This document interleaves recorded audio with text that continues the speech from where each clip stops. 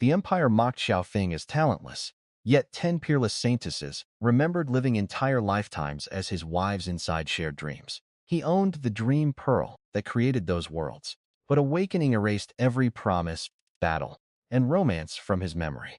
The saintesses forgot nothing, so they crossed the continent to reclaim the husband who now stared at them like strangers. 5 northern saintesses had already proposed when a 6th woman descended during the Xia family's darkest and most desperate hour. Yun Shui balanced upon a giant saber, facing the martial ancestor who had nearly killed Xiao Feng moments earlier. She calmly asked why such a weak cultivator believed he could touch her husband and still leave the city alive. Xiao had never seen her, although her certainty made everyone question what he had done inside those forgotten dreams. His former fiancée called Yun Shui fake, refusing to believe another legendary woman had chosen the man she publicly discarded. Yun Shui answered by filling the sky with blades, turning every laugh into terrified silence before anyone challenged her again. Her first strike destroyed the martial ancestors' defenses, proving Xiao Feng's forgotten wives could erase anyone threatening their husband. The surviving fighters froze as Yun Shui introduced herself as the leading saintess of the southern Tyrant Saber Holy Land. Xiao Feng's guards celebrated wildly, while his parents studied their son as though a complete stranger wore his familiar face. He insisted this was their first meeting, but his mother's knowing smile showed that she believed absolutely none of it. Lu Xiu, the fiancé who had humiliated him at their engagement party, screamed that a famous saintess would never want trash. Everyone nearby watched Lu Xiu with the horror reserved for someone volunteering to insult a natural disasters at close range. Yun Shui merely promised to handle her later, then turned toward the elder who had attempted to murder Xiao Feng. 100 spectral sabers appeared around her, each carrying enough pressure to make experienced cultivators struggle for breath. The elder raised an energy wall and reinforced shield, yet both defenses separated cleanly beneath Yun Shui's casual attack. Yun Shan recognized the difference in power immediately and fled toward the horizon without protecting any of his remaining allies.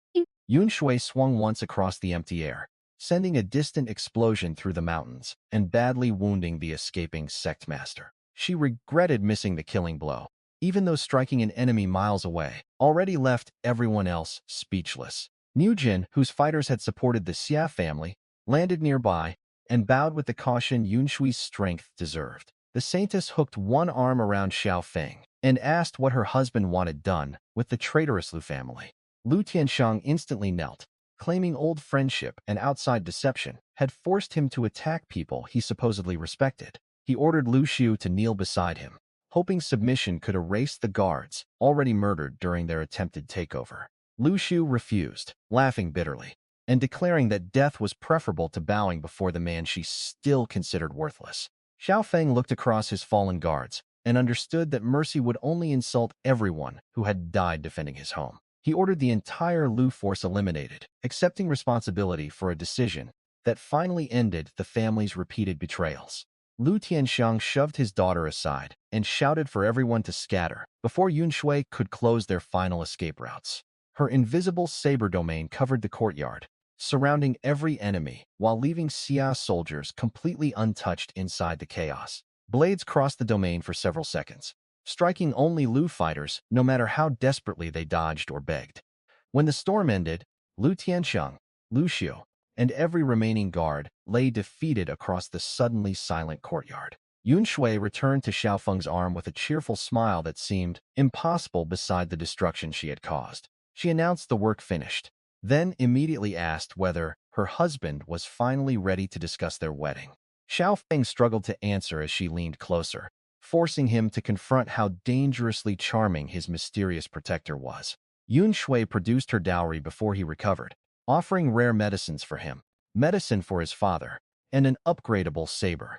The gifts matched those brought by the 5 northern saintesses, confirming every woman had prepared seriously for marriage. Xiao Feng searched for an excuse and mentioned the surviving Lu estate, but Yun Shui had already anticipated that problem. She ordered Niu Zhen to destroy the estate completely, and the delighted sect leader departed before Xiao Feng could object. He next mentioned a Lu martial king fighting elsewhere, hoping the unfinished duel could postpone another embarrassing proposal. Yun Shui sent her saber across the city, ended that battle remotely, and resumed the marriage conversation without missing a beat. Cornered by flawless efficiency, Xiao Feng faked stomach pain, using the same terrible performance that had avoided childhood chores. Yun Shui immediately panicked and helped him sit, while his parents exchanged amused looks across the ruined courtyard. She pressed a spatial ring into his hand and insisted that he keep the dowry, whether he married her immediately or not.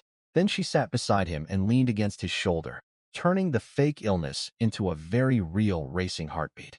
Niu Zhen returned with confirmation that the Lu estate was gone, giving Xiao Feng a brief excuse to escape Yun Shui's closeness. The ally then warned that Yun Shan's powerful brother controlled a top-tier sect supported by 5 jealous northern holy sons. Yun Shui heard only that Yun Shan still threatened her husband, and ordered Niu Zhen to gather every available martial king. She intended to strike Yun Shan's sect that same day, taking its treasures as an additional dowry for Xiao Feng. The plan was brutal but logical, because Yun Shan would attack, again, whenever the Saintesses stopped guarding the Xiao family. Xiao Feng almost accepted Yun Shui's renewed proposal, before remembering the 5 northern women to whom he had already said no. Choosing one Saintess could turn Star Language City into the center of a romantic war between 6 terrifying powers. He withdrew his answer, leaving Yun Shui pouting, while 2 neighboring family heads arrived after every danger had already passed. Those men claimed they had rushed to help, although everyone knew they came only after hearing west about the Lu family's destruction. Xiao Feng's father welcomed them politely, hiding his contempt behind the effortless manners of an experienced city lord. The visiting leaders bowed repeatedly toward Yun Shui, who acknowledged them once before returning her attention to Xiao Feng. She criticized his simple swordsmanship and offered to teach him saber techniques better suited to overwhelming strength. When Xiao Feng praised his own appearance, Yun Shui laughed and remarked that he remained as confident as ever. The word "remained" caught his attention because it suggested she knew exactly how he behaved before their supposed first meeting. Yun Shui teased that they had met inside a dream, expecting him to dismiss the explanation as another flirtatious joke. Instead, Xiao Feng privately recognized the truth because the dream pearl had created those hidden worlds under his control. The injustice was that every Saintess remembered their centuries together, while the pearl's owner remembered nothing after waking. Yun Shui mistook his serious expression for disbelief, and simply promised she would remain the person he could trust most. Xiao Feng wondered what his dream self had done to inspire such loyalty from women powerful enough to dominate empires. He regretted apparently courting 10 Saintesses, since choosing only one in the dream would have prevented his current impossible situation. His mother suggested marrying everyone, but Xiao Feng imagined 10 offended powerhouses fighting, and rejected that answer immediately. Niu Zhen soon returned with his strongest cultivators, eager to remove a rival sect while Yun Shui carried the battle. Yun Shui promised Xiao Feng she would return safely because dying before their wedding was not an acceptable possibility. She flew toward Yun Shan's headquarters, with Niu Zhen's force following closely behind her across the evening sky. The visiting family heads watched in disbelief as one Saintess casually departed to erase an established sect before dinner. Xiao Feng finally headed toward his bedroom, because sleeping activated the only advantage that could overcome his terrible natural talent. Every real-world nap placed him inside a dream pearl world, where centuries of cultivation could pass within several ordinary hours. Unfortunately, even that cheat had produced limited results, while his talent remained the lowest grade recognized by cultivators. He needed uninterrupted training, because Yun Shan's allies were far beyond anything his present strength could survive alone. Before Xiao Feng reached his room, Yun Shan reappeared on the courtyard wall with murderous pressure covering the entire mansion. The sect's master had hidden beside the road, allowing Yun Shui and Niu Zhen to pass before returning for Xiao Feng. His strategy exploited Yun Shui's greater strength through deception, proving the experienced enemy remained dangerous, even after losing their clash. The visiting family heads instantly distanced themselves from the Xia family, setting a new standard for cowardly betrayal. Xiao Feng's parents and the martial arts pavilion elder placed themselves before him, despite knowing Yun Shan could kill them. Yun Shan declared he could rebuild any lost sect after murdering the man desired by the northern Saintesses. A colossal cloud claw descended over the estate, carrying more power than every earlier attack the Xia family had endured. Xiao Feng felt anger rather than fear, because another enemy had again reduced his survival to someone else's intervention. His father prepared to crush a mysterious jade slips left by Xiao Feng's grandfather as the family's final emergency measure. Before the seal broke, a haunting flute melody crossed the courtyard, and invisible sound blades shredded Yun Shan's attack. A beautiful woman in white appeared upon the wall, holding a jade flute, her expression colder than the night air. Xiao Feng identified Chiwaner, first Saintess of the Southern Demonic Sound Holy Land, from her unmistakable weapon.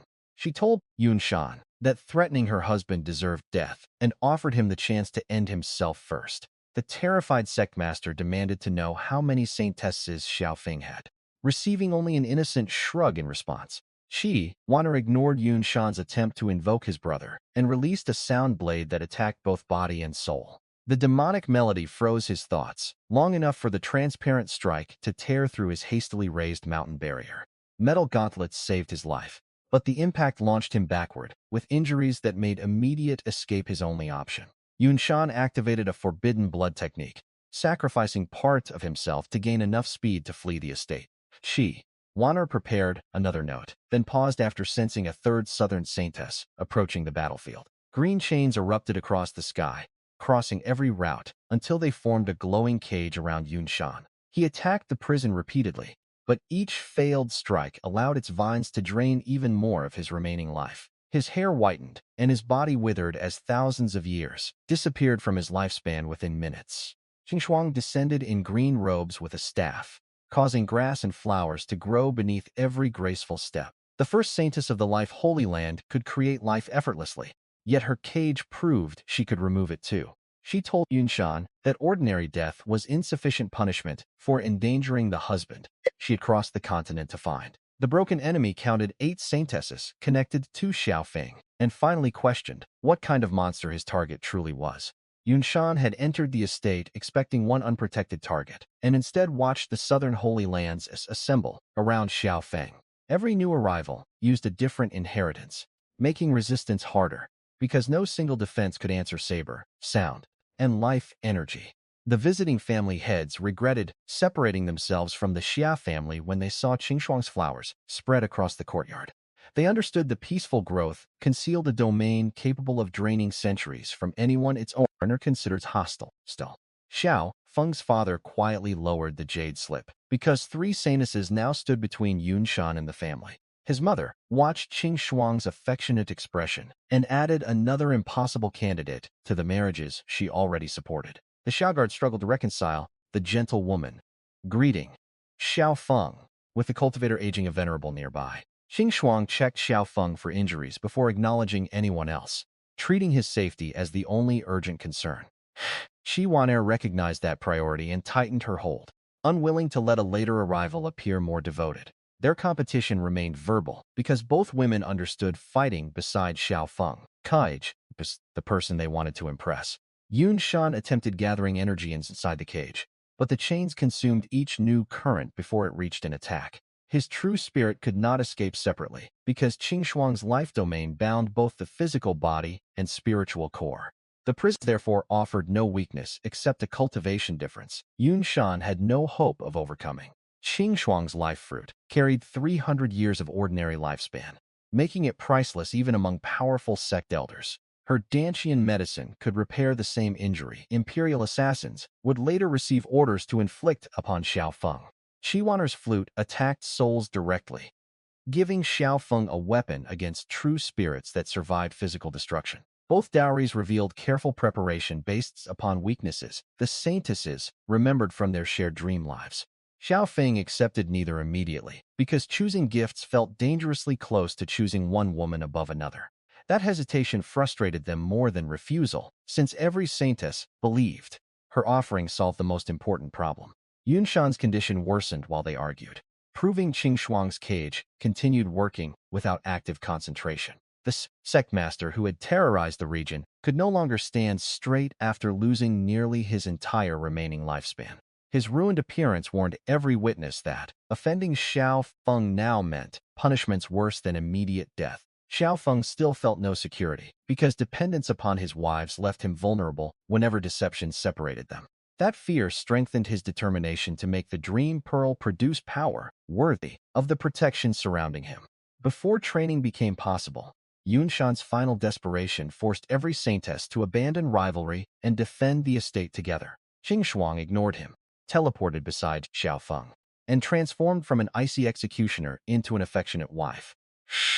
Qi Wan'er immediately claimed Xiao Feng's other arm, beginning an argument over which Southern Saintess possessed the stronger marriage claim. Their rivalry shifted toward dowries, while Yun Shan continued aging inside the life cage, only a short distance away. Qing Shuang offered cultivation pills, a fruit capable of extending life, and medicine for rebuilding damaged energy channels. Qi Wan'er answered with her soul-stealing flute and offensive pills, insisting an upgradable weapon surpassed a single rare fruit. Both demanded Xiao Feng choose the better gift, so he praised them equally and disappointed both women at once. Qing Shuang suggested deciding marriage rights through battle, forcing Xiao Feng to redirect their attention toward the imprisoned enemy. She explained that only someone 3 realms above her could break the life cage, making Yun Shan's escape impossible. The prison vanished after consuming nearly all his lifespan, dropping an ancient-looking shell where the powerful Sect master once stood. Yun Shan's ruined body still contained enough energy for one final act, and despair pushed him towards self-destruction. The 2 neighboring family heads ran without warning anyone, while the Saintesses moved instantly to shield Xiao Feng's parents and guards. Qing Shuang admitted her Holy Land's rules required leaving prisoners 1 fraction of life instead of draining them completely. Qi Wan'er blamed that mercy for the crisis, but both women ended their argument and strengthened the protective barrier together. Xiao Feng ordered every Xia guard behind them, as Yun Shan's unstable energy approached the point of detonation. A tiny paper talisman suddenly landed upon Yun Shan's back and erased every trace of gathered power. The would-be explosion vanished, leaving him as nothing more than an enraged old man, unable to summon a spark. Thousands of talismans formed a road across the sky, carrying a tall woman in purple toward the Xia estate. Li Shiqing introduced herself as the Celestial Talisman Holy Land's first Saintess and condemned Yun Shan for targeting her husband. The guards realized 9 of the Empire's 10 leading Saintesses had now appeared for one supposedly talentless young master. Yun Shan suffered more from that revelation than his injuries, coughing blood through pure rage and humiliation. Li Shiqing covered the heavens with explosive talismans, spending a fortune to guarantee her husband's enemy could never return. The barrage destroyed Yun Shan's body, then hunted the true spirit that attempted to escape through the explosions. More talismans erased the spirit completely, ending every possibility that he could rebuild his body or seek later revenge. Li Shiqing's frozen expression melted when she faced Xiao Feng, and she proudly requested marriage as payment for protecting him. Qi Wan'er and Qing Shuang pulled her away, arguing that earlier arrivals deserved priority in the growing proposal line. Li Shiqing rejected their imaginary rules and displayed pills alongside talismans for flight, concealment, defense, and devastating attacks. Her mischievous explanation of concealment talismans triggered an embarrassing argument among the 3 women before Xiao Feng's parents. His mother ended the chaos by inviting everyone inside, revealing that even legendary Saintesses respected a potential future mother-in-law. As the family prepared to enter, a sweet medicinal fragrance spread through the courtyard and announced the final arrival. A petite woman in blue landed nearby, apologized for traveling from the distant Celestial Pill Holy Land, and called Xiao Feng husband. Yu Zhu's appearance completed an impossible gathering of all 10 first Saintesses at the home of one forgotten dream partner. Xiao Feng managed only a greeting, because surviving 10 simultaneous claims had reduced his usual confidence to nervous silence.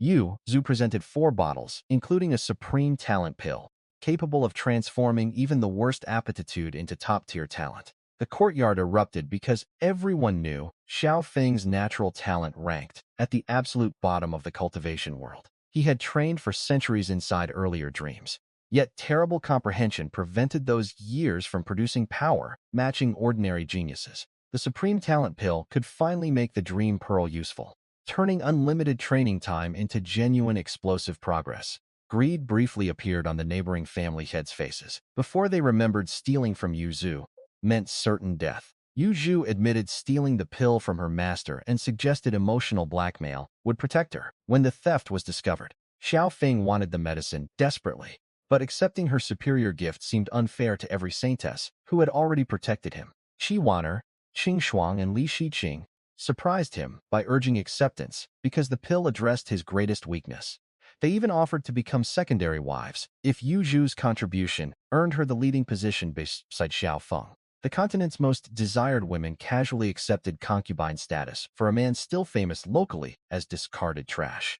Xiao Feng remained unable to explain what his dream self had done to inspire devotion stronger than pride or status. Yun Shui returned with Niu Zhen after destroying Yun Shan's abandoned sect and learned how 4 new Saintesses had saved Xiao Feng. Hearing about the Supreme Talent Pill, she reluctantly joined the others in accepting a secondary position beneath Yu Zhu.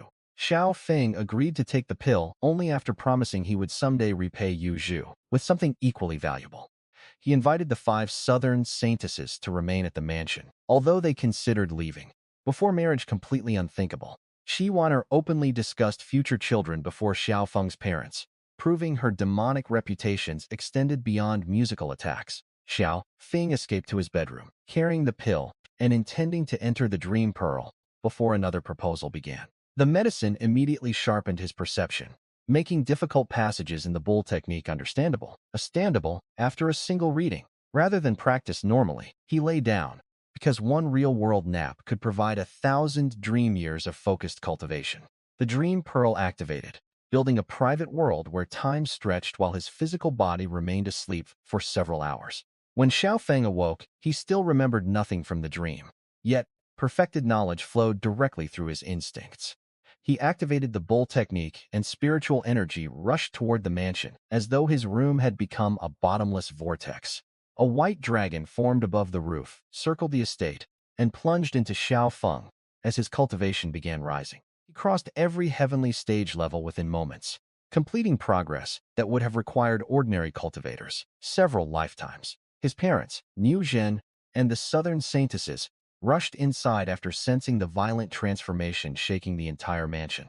They found Xiao Feng calmly seated, while his internal power compressed from ordinary energy into the true energy of a martial master. The breakthrough continued through each stage until liquid energy formed a golden core inside his newly strengthened Danshan. That core marked the martial king realm, granting a 1,000-year lifespan and leaving veteran cultivator Niu Zhen visibly shaken. Xiao Feng crossed the realm faster than Niu Zhen could explain it, forcing everyone to abandon their previous understanding of talent. The golden core cracked and released a miniature true spirit, confirming another impossible advance into the martial venerable realm. As long as that spirit survived, Xiao Feng could rebuild his destroyed body and live for thousands of years. The pressure nearly blasted his parents from the room, but all 5 southern Saintesses combined their barriers around them. Niu Zhen wondered whether Xiao Feng possessed a natural divine body, while his parents knew their son's body had always been ordinary. The Supreme Talent Pill and Dream Pearl explained his progress, but revealing either secret could attract threats greater than Yun Shan. Xiao Feng continued rising until his cultivation finally stopped at Mystic Stage Level 9 within the martial venerable realm. He had crossed 4 major realms and more than 100 minor levels during what appeared to be an ordinary nap. The Saintesses celebrated proudly, while Xiao Feng regretted only that the bull technique lacked power for further advancement. His complaint devastated Niu Zhen because the technique was his sect's treasured inheritance, never meant to support such monstrous growth. When asked for an explanation, Xiao Feng truthfully said he had taken a nap and awakened with the new cultivation. That answer left Niu Zhen silently reconsidering the centuries he had sacrificed to training the same supposedly precious method. The southern Saintesses surrounded Xiao Feng, each inviting him to join her Holy Land and become its honored first holy son. His parents quietly withdrew after seeing their newly powerful son buried beneath the affection of 5 legendary women.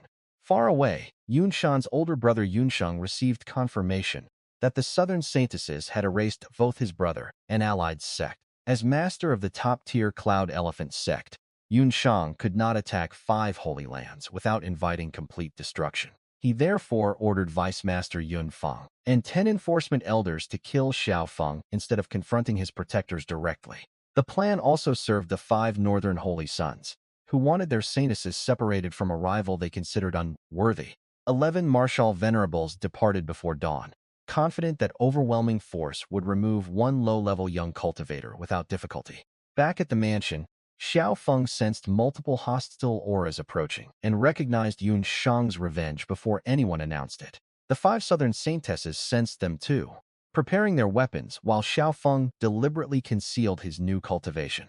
He walked into the courtyard instead of flying, encouraging the attackers to keep believing their outdated report, that he remained weak. Yun Fang arrived above the estate with 10 elders, his pressure far stronger than every companion surrounding him. He demanded Xiao Feng's surrender and offered future gifts as compensation. As though murder could become polite through proper packaging, Yun Shui laughed at the offer and revealed that Xiao Feng was the future husband of every southern saintess present. All 5 women drew weapons together, warning that anyone reaching for him would first need to survive their combined fury. Yun Feng attacked the mansion, forcing the saintesses into the air to block a strike capable of flattening the entire estate. The maneuver separated Xiao Feng from his protectors, exactly as Yun Feng intended, allowing 5 elders to remain below with him. Those elders gathered killing energy while 6 others surrounded the saintesses above, believing their careful formation had guaranteed success. Xiao Feng's parents reached the courtyard too late, and his father again gripped the jade slip reserved for extinction-level danger. The 5 ground elders expected an effortless execution. But Xiao Feng understood surprise remained his strongest advantage despite superior cultivation. His spiritual power exceeded theirs, yet he knew only one useful combat move, making a prolonged ranged battle dangerously unfavorable. He drew the upgradable Qing Shui sword, and greed immediately replaced caution in the eyes of every Cloud Elephant elder. The nearest attacker charged for both Xiao Feng's life and weapon, convinced one palm strike could crush any ordinary martial king. Xiao Feng waited until the elder entered sword range, then released a single flash across the exposed neck. The severed true spirit attempted to escape, but Xiao Feng caught it in one hand and revealed his mystic stage venerable pressure. He crushed the spirit before the remaining elders recovered, proving the intelligence that described him as trash was catastrophically outdated. Rather than give them distance, Xiao Feng charged directly into the remaining group where superior raw power mattered more than technique variety. Above them, Yun Fang realized his force had entered a trap, but the southern saintesses were already exploiting his distractions. Wanner raised her jade flute, beginning the coordinated counterattack that would turn 11 confident invaders into desperate survivors. Her first note spread through the airborne formation. Before Yun Fang realized, the women had been waiting for his attention to shift. The elders had focused upon Xiao Feng's revealed cultivation, giving the melody a clear path toward minds, prepared for no soul attack. Li Shiqing timed her talismans to the final note, preventing recovery instead of competing with Qi Wan'er's control. Qing Shuang selected the 3 enemies standing closest together because one life domain could connect their cages more efficiently. Yun Shui chose the strongest remaining elder, ensuring her single-target saber removed the man most likely to break their combination. Yu Zhu targeted the isolated fighter at the formation's edge, expanding her furnace before he understood. The alchemist had joined combat. The southern group had different temperaments, yet centuries of remembered dream battles made their coordination feel instinctive. Xiao Feng lacked those memories and saw only 5 women attacking with the timing of companions who had trained together forever. Their teamwork offered another clue about lives the dream pearl had erased from him, while preserving them perfectly for everyone else. Yun Feng hesitated between rescuing his elders and finishing Xiao Feng, allowing both sections of his plan to deteriorate simultaneously. He finally chose the airborne formation because losing 10 enforcers would cripple Cloud Elephant authority, even if the assassination succeeded. That decision left the ground attackers without command, exactly when Xiao Feng killed their greediest companion in one stroke. The surviving elders had entered expecting a weak target, so none carried techniques designed for restraining a superior, close-range, venerable. Their initial palms emphasized overwhelming execution rather than cautious formation, wasting the numerical advantage Yun Fang had created. Xiao exploited that arrogance before fear could make them spread across the courtyard and attack from safety. His Qingshui sword cut more efficiently than the ordinary weapon described in their report, adding another surprise to the failed intelligence. The captured true spirit begged after revealing Xiao Feng's realm, hoping information might purchase mercy, unavailable to the destroyed body.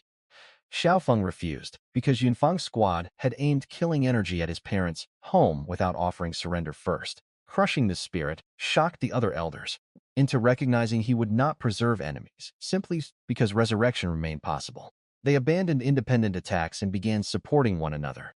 But that adjustment came after. Xiao Feng entered their formation. Every short-range exchange favored his deeper reserve, while every retreat risked exposing T1 Elder to the Qingshui sword alone. The wounded men therefore shouted warnings constantly, revealing fear that made their movements easier for Xiao Feng to anticipate.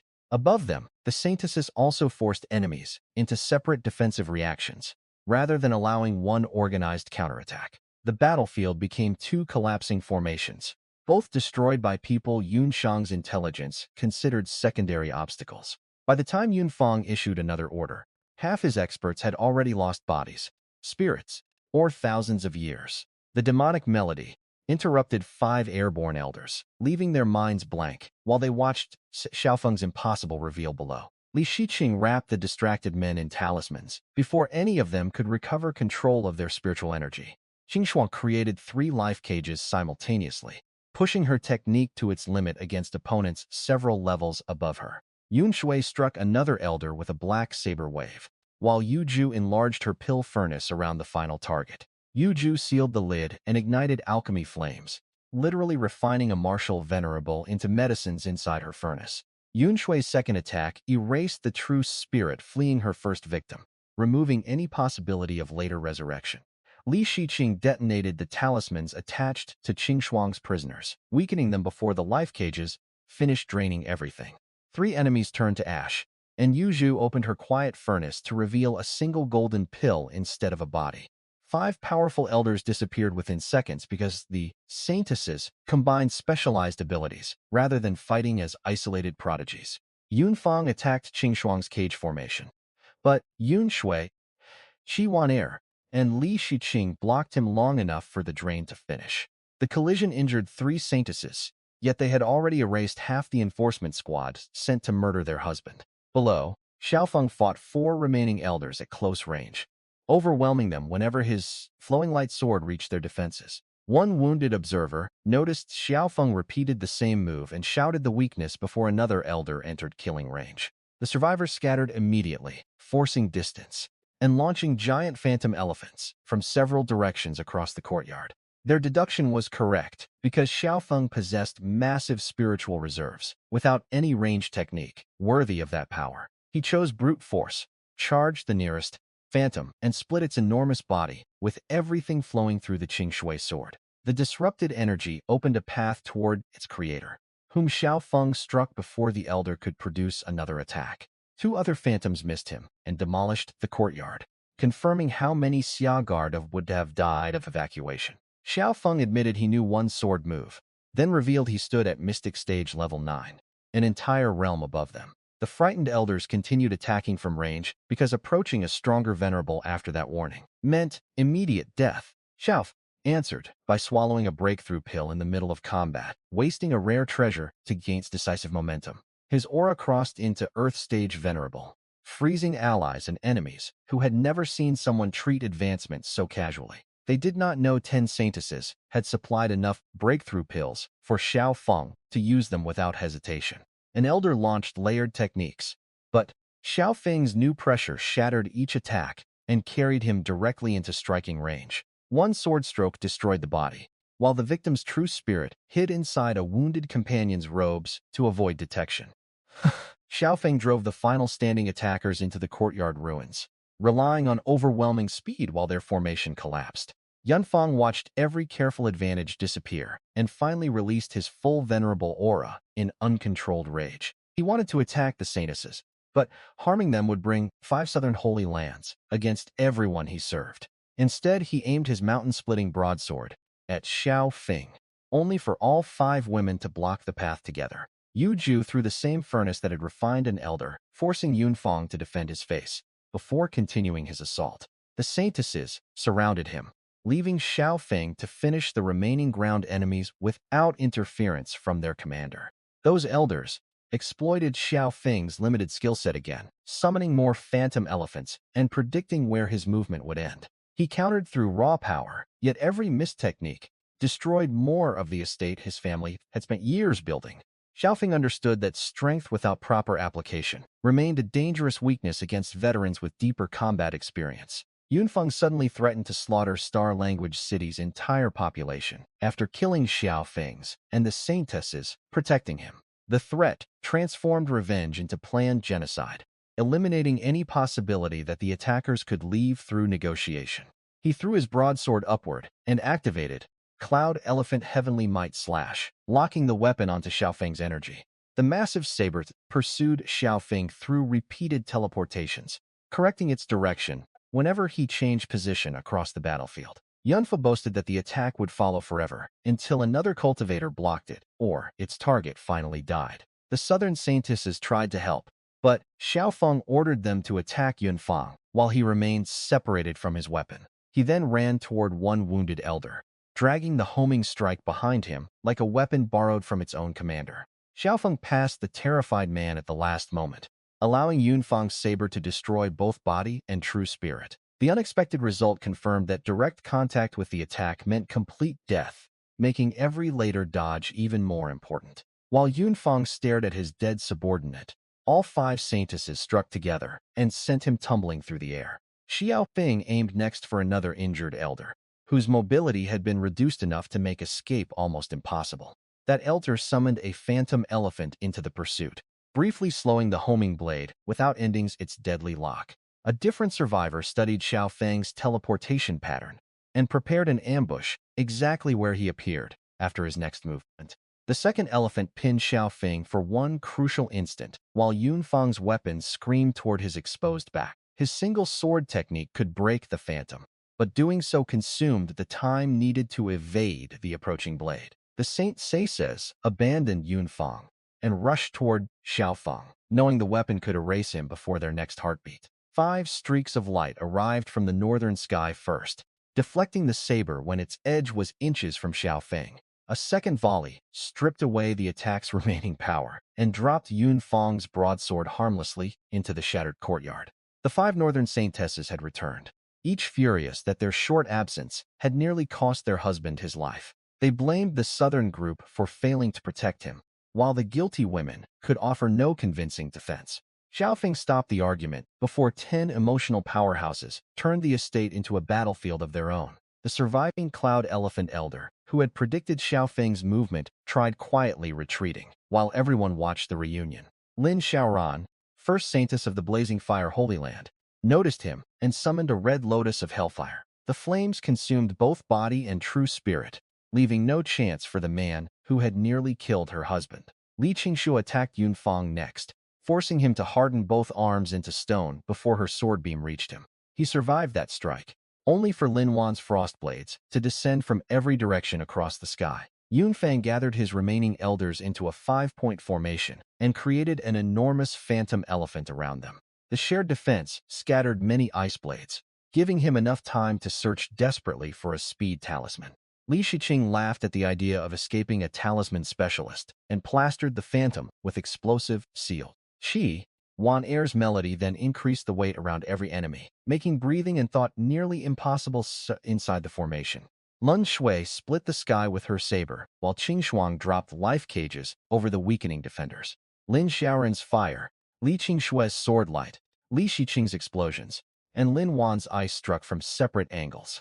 Yu Ju sealed possible exits with her furnace, while Wang Yuwei surrounded the formation with violent purple thunder. Su used Celestial Fox Charm to disrupt Yun Feng's concentration whenever he attempted to coordinate another defensive technique. The Vice Master offered an enormous payment, but every Saintess rejected treasure from the man who had threatened their husband. 10 specialized attacks collapsed the formation within 1 minute, erasing Yun Feng and every remaining elder from existence. Nothing remained in the ruined courtyard except scorched ground, shattered stone, and the fading pressure of their combined assault. Niu Zhen observed that even a martial emperor might have died beneath the same perfectly synchronized attack. The battle ended, but Xiao Feng immediately faced 10 women, arguing over which contribution had earned the strongest marriage claim. Su Yu pressed against him first, insisting her northern group had prevented the homing saber from finishing its target. The others countered with destroyed elders, broken formations, and protective barriers until every voice filled the grand hall. Xiao Feng remained silent, because choosing a winner among 10 Saintesses could create a more dangerous fight than the one completed. Nugent rescued him by thanking the women for protecting both the Xia family and his own surviving disciples. Xiao Feng bowed to Nugent as well, recognizing that the sect leader had supported his family before victory became certain. The grateful ally finally departed, understanding that friendship with Xiao Feng became the most valuable investment of his life. Inside the Grand Hall, the northern Saintesses asked how 5 days away had attracted enemies powerful enough to threaten the city. Xiao Feng explained Yun Shan's revenge, Yuju's supreme talent pill, and the breakthrough that had transformed him overnight. The northern women apologized for blaming the southern group because their absence would otherwise have left Xiao Feng completely unprotected. Yuju then suggested deciding which Saintess would become the main wife when all 10 eventually married him. She reminded everyone that her priceless pill had turned his dream cultivation into power capable of surviving Yun Feng's attack.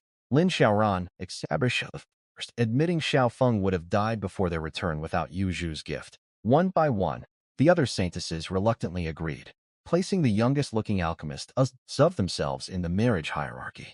Xiao Feng objected because nobody had asked whether he accepted any hierarchy or even the 10 simultaneous marriages. Yu Ju's eyes filled instantly with tears as she asked whether she was not good enough to become his wife. The possibility of making her cry destroyed Xiao Feng's resistance faster than any martial technique used that morning. His reassurance restored her smile immediately, and Yu Ju announced that he now owed his main wife a proper wedding. The other 9 demanded ceremonies too, surrounding Xiao Feng until excitement made it difficult for him to breathe or think. He finally raised a practical problem from the battle, explaining that his entire combat repertoire contained one basic sword technique. Once the Cloud Elephant Elders recognized that weakness, ranged attacks had nearly overcome his much greater spiritual power. The bull technique had also reached its limit, so Xiao Feng needed both a stronger cultivation method and varied combat arts. All 10 Saintesses shifted from romantic rivals into serious advisors, drawing upon the deepest inheritances of their holy lands. The northern group presented an ancient partial manual called the Supreme Technique, claiming it perfectly matched Xiao Feng's future. They knew its compatibility because his dream self had used the same method to become unimaginably powerful across their shared lifetimes. When Xiao Feng touched the manual, it transformed into golden light and entered his dantian without requiring ordinary study. A living golden page began purifying his energy automatically, behaving more like a conscious teacher than a written cultivation method. Yun Shui explained that the technique grew alongside its owner and could support Xiao Feng through Heavenly's stage, Martial Saint. The golden page circulated without Xiao Feng directing it, demonstrating the supreme technique would continue refining him even outside formal training.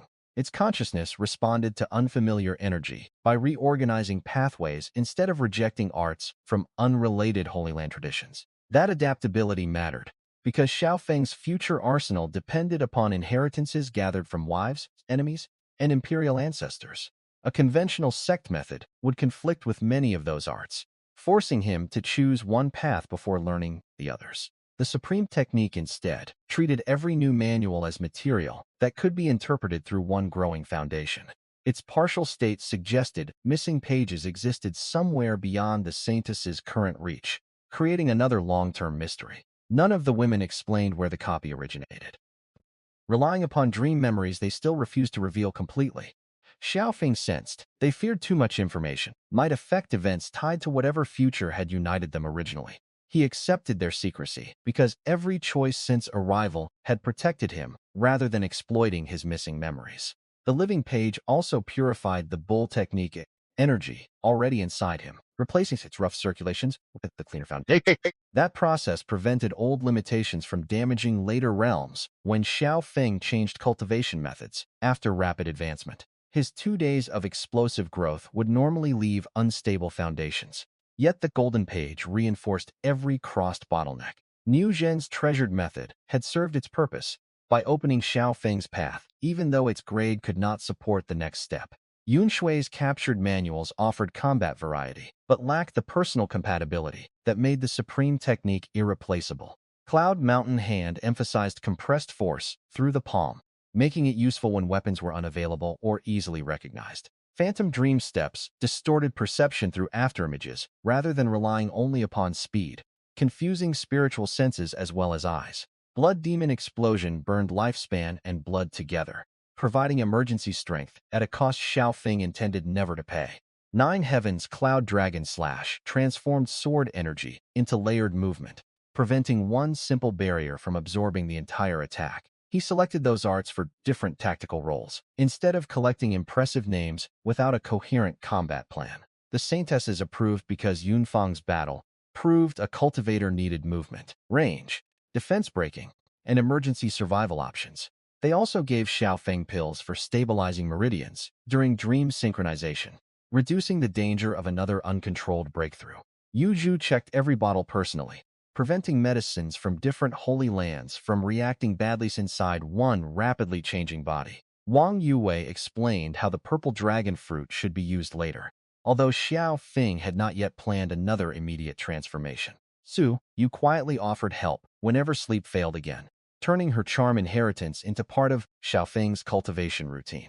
By nightfall, the scattered manuals had become a structured training program, designed by 10 women who remembered exactly how he once fought.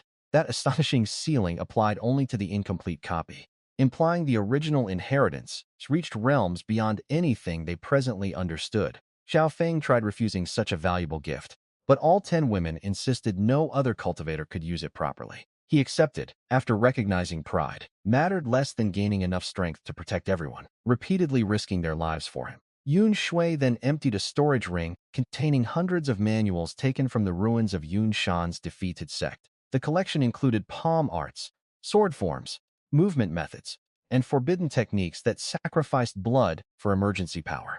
Xiao Feng selected Cloud Mountain Hand because it had nearly killed him, making its future use a fitting piece of revenge. He also chose Phantom Dream Steps for mobility and Blood Demon Explosion as a desperate method for crossing one realm. Nine Heavens Cloud Dragon Slash offered the strong sword art his Qingshu sword needed to express its upgradable weapon power. The manuals solved his immediate weakness, but only if the Dream Pearl allowed him to master them before another enemy arrived. Xiao Feng rushed to his room after nightfall, carrying the supreme technique and enough arts to transform his fighting style completely. Excitement prevented sleep, creating the absurd problem that his greatest cultivation cheat could not activate while he remained awake. He counted spirit stones and attempted meditation, but every thought returned to the living manual waiting inside his dantian. Then he remembered Su Yu's celestial fox charm could make targets lose consciousness through a glance or whispered suggestion. Xiao Feng walked to her room at midnight, hesitated outside the door, and nearly retreated before she noticed him. Su Yu opened the door in a thin nightrobe and assumed her husband had finally chosen private romantic company. She pulled him inside before he explained that he needed only her charm technique to force immediate sleep. Disappointment replaced her teasing smile because becoming Xiao Feng's first true partner still mattered, despite Yuzu's main wife position. Xiao Feng revealed that dreams multiply cultivation speed, making unconsciousness essential rather than a polite excuse for visiting her. Suyu accepted the explanation, wrapped her arms around his neck, and released a purple charm directly into his mind. The room faded as the Dream Pearl formed a new world around Xiao Feng and raised the supreme technique overhead. Ancient knowledge flowed from the living page, while his improved talent understood lessons that once required repeated explanation.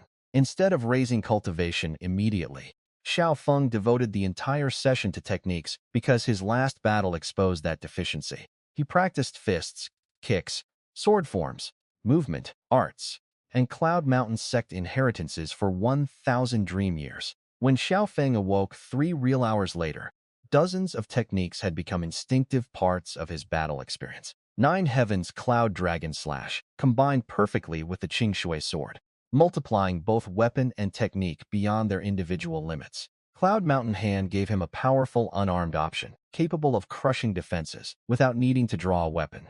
Blood Demon Explosion could burn his blood for one temporary realm, although the painful consequences made it an absolute last resort. Phantom Dream Steps produced afterimages and unpredictable movement, preventing range specialists from controlling distance as Yun Fang's elders had done. Xiao Feng remained an Earth Stage venerable, but his perfected arsenal could now challenge enemies at Heavenly Stage within the realm. Su, you had watched him sleep throughout the session and demanded future dual cultivation as payment for her lost night. Xiao Feng postponed that dangerous conversations and produced a purple dragon fruit gifted earlier by Wang Yue. The fruit could create a purple thunder body, raising physical talent and strengthening every lightning technique cultivated afterward. He swallowed it before Su Yu objected, then asked her to return him immediately to the Dream Pearl. Lightning ripped through his muscles and bones, while Su Yu used full charm power to send his mind into sleep. Inside the dream, every cell repeatedly shattered and rebuilt as purple energy transformed Xiao Feng from the inside outward. He could have completed the change comfortably in reality, supported by pills and the Saintess's protective cultivation. Instead, Xiao Feng stretched the process across 1,000 years, refining each rebuilt meridian until the transformation became perfect. The first century felt like continuous electrocution, but gradually the lightning stopped attacking and became part of his body.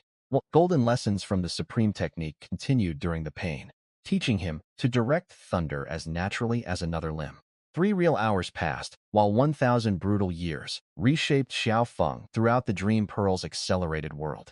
Su, you watched his sleeping body crackle with lightning, while his spiritual energy remained completely still and unresponsive. She feared the transformation had failed, since a damaged dantian or broken meridians could leave him crippled or dead. Before Su Yu awakened him, Xiao Feng opened his eyes and calmly announced, the purple thunder body complete. His cultivation seemed unchanged for one moment, confusing Su Yu until dream progress began synchronizing with physical reality. Thunderclouds formed above the mansion, and spiritual energy surged toward Xiao Feng with far greater violence than his previous breakthrough. Wang Yue sensed her fruit's heavenly phenomenon and teleported into Su Yu's room, demanding an explanation. The other Saintesses arrived quickly, then formed a circle around Xiao Feng to stabilize the dangerous flood of energy. 10 elite cultivators became his personal support formation, channeling their strength whenever his rapidly rising power threatened control. Xiao Feng crossed Heavenly Stage, Venerable, level 9, yet the thunderstorm continued gathering, instead of dispersing above the city. Wang Yue realized he was comprehending the laws of lightning required to create a martial emperor's first divine ability. The Saintesses struggled to believe a man, who had been a martial apprentice weeks earlier, now approached an imperial realm. A column of purple lightning descended, but Xiao Feng walked into the heavenly punishment instead of attempting to avoid it. 1,000 years of thunder refinement allowed his body to merge with the strike and understand its destructive law. He condensed Thunder's judgment, a divine ability that summoned lightning, carrying the authority of heaven and earth. His cultivation crossed into Yellow Stage Martial Emperor, extending his lifespan and transforming the nature of every technique he possessed. The breakthrough meant Xiao Feng no longer merely gathered energy, because his attacks could now embody universal laws directly. Yu Zhu jumped into his arms and happily announced that their husband had become stronger than all 10 Saintesses. Xiao Feng promised to protect them because their gifts and repeated interventions had carried him through every earlier death trap. Wang Yue turned north and suggested visiting the Cloud Elephant Sect before Yun Shui could send another assassination force. The staff, Xiao Feng agreed, eager to confront the enemy, who considered his family an easy target only a day earlier. At Cloud Elephant headquarters, Yun Shui murdered messenger disciples after hearing Yun Fang and 10 enforcement elders had been erased. He blamed the Saintesses and 5 northern holy sons, refusing to recognize that his own revenge order caused the disaster. Yun Shui planned to kill Xiao Feng after the Saintesses eventually departed, believing time still favored his established sect.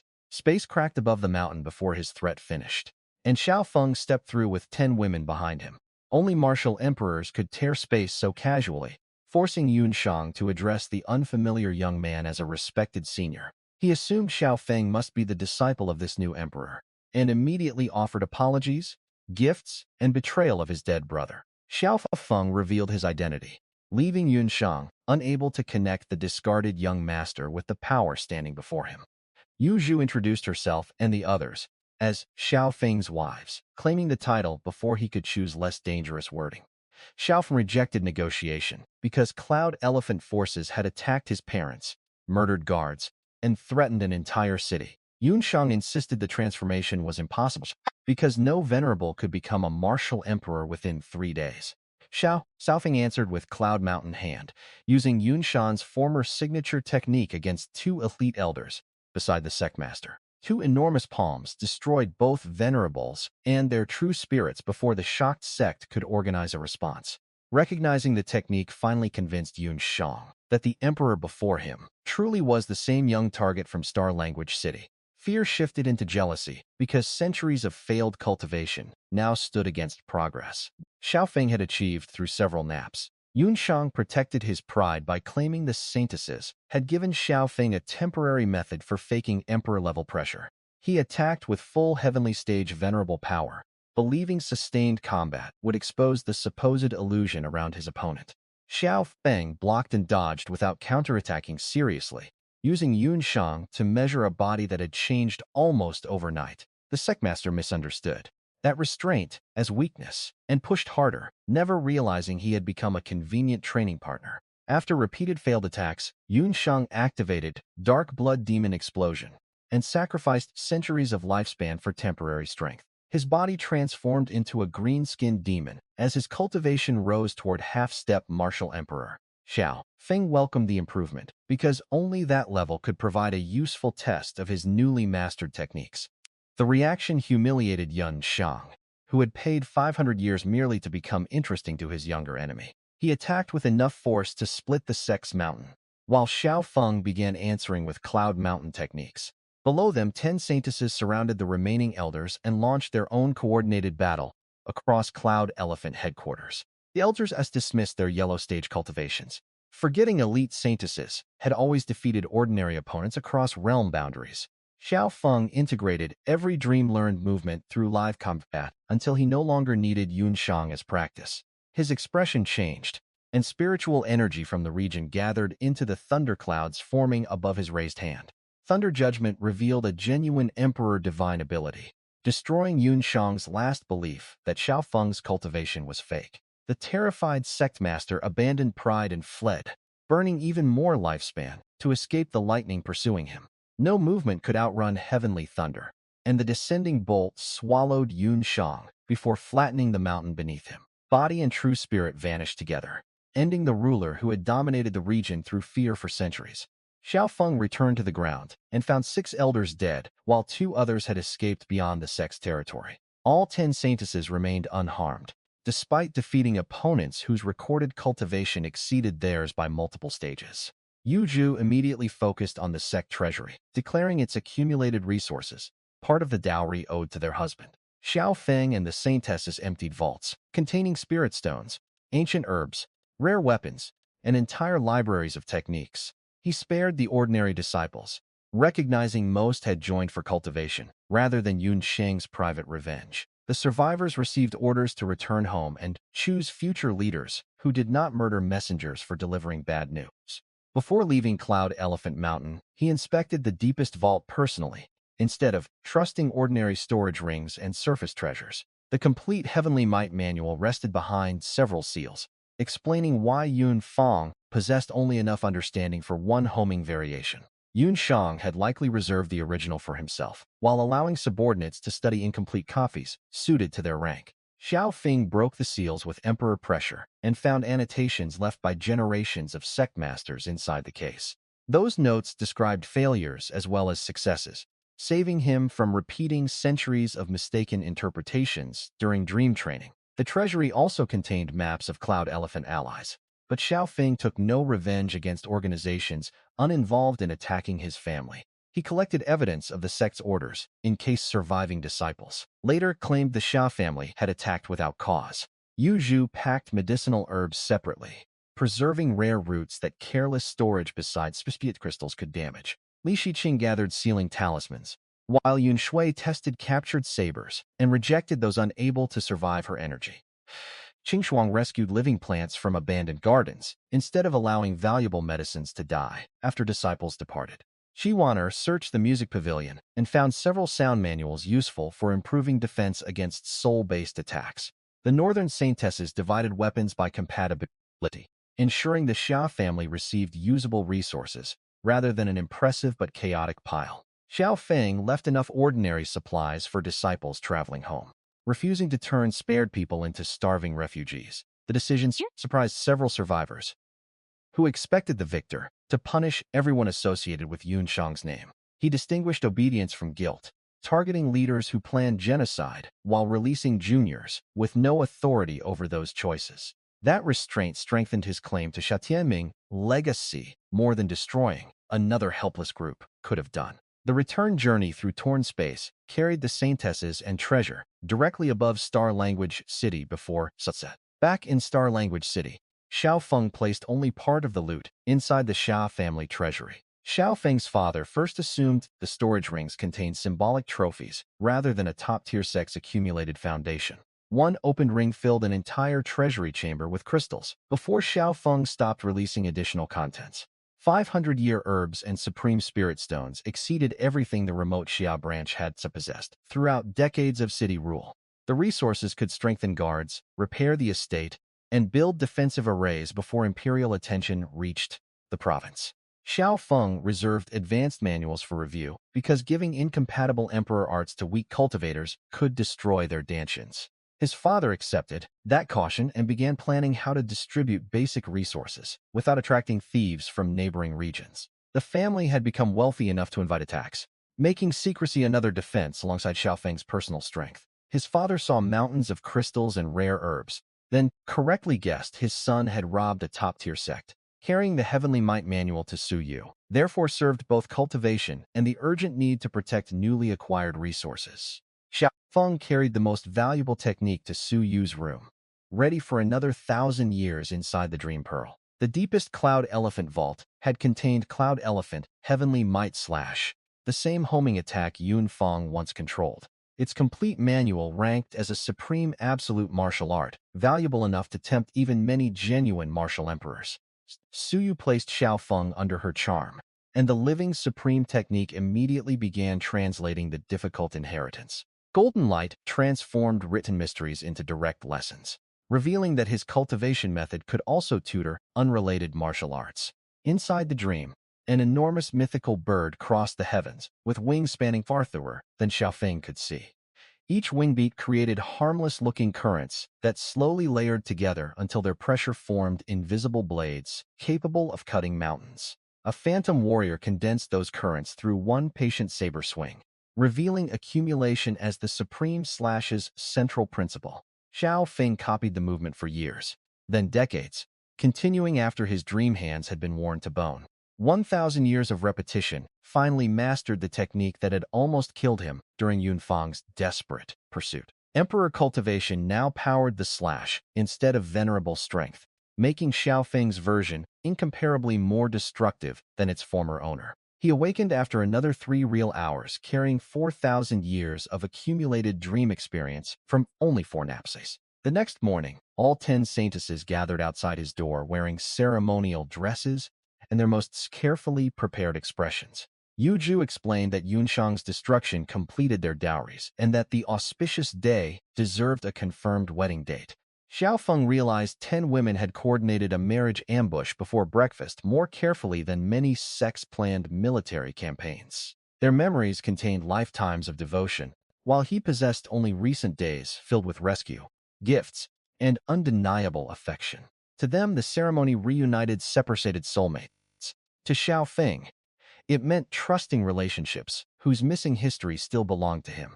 He studied 10 women, willing to cross continents and challenge armies, then admitted rejecting them would betray his real feelings. Xiao Feng finally accepted the wedding, causing every Saintess to celebrate as though their longest battle had ended successfully.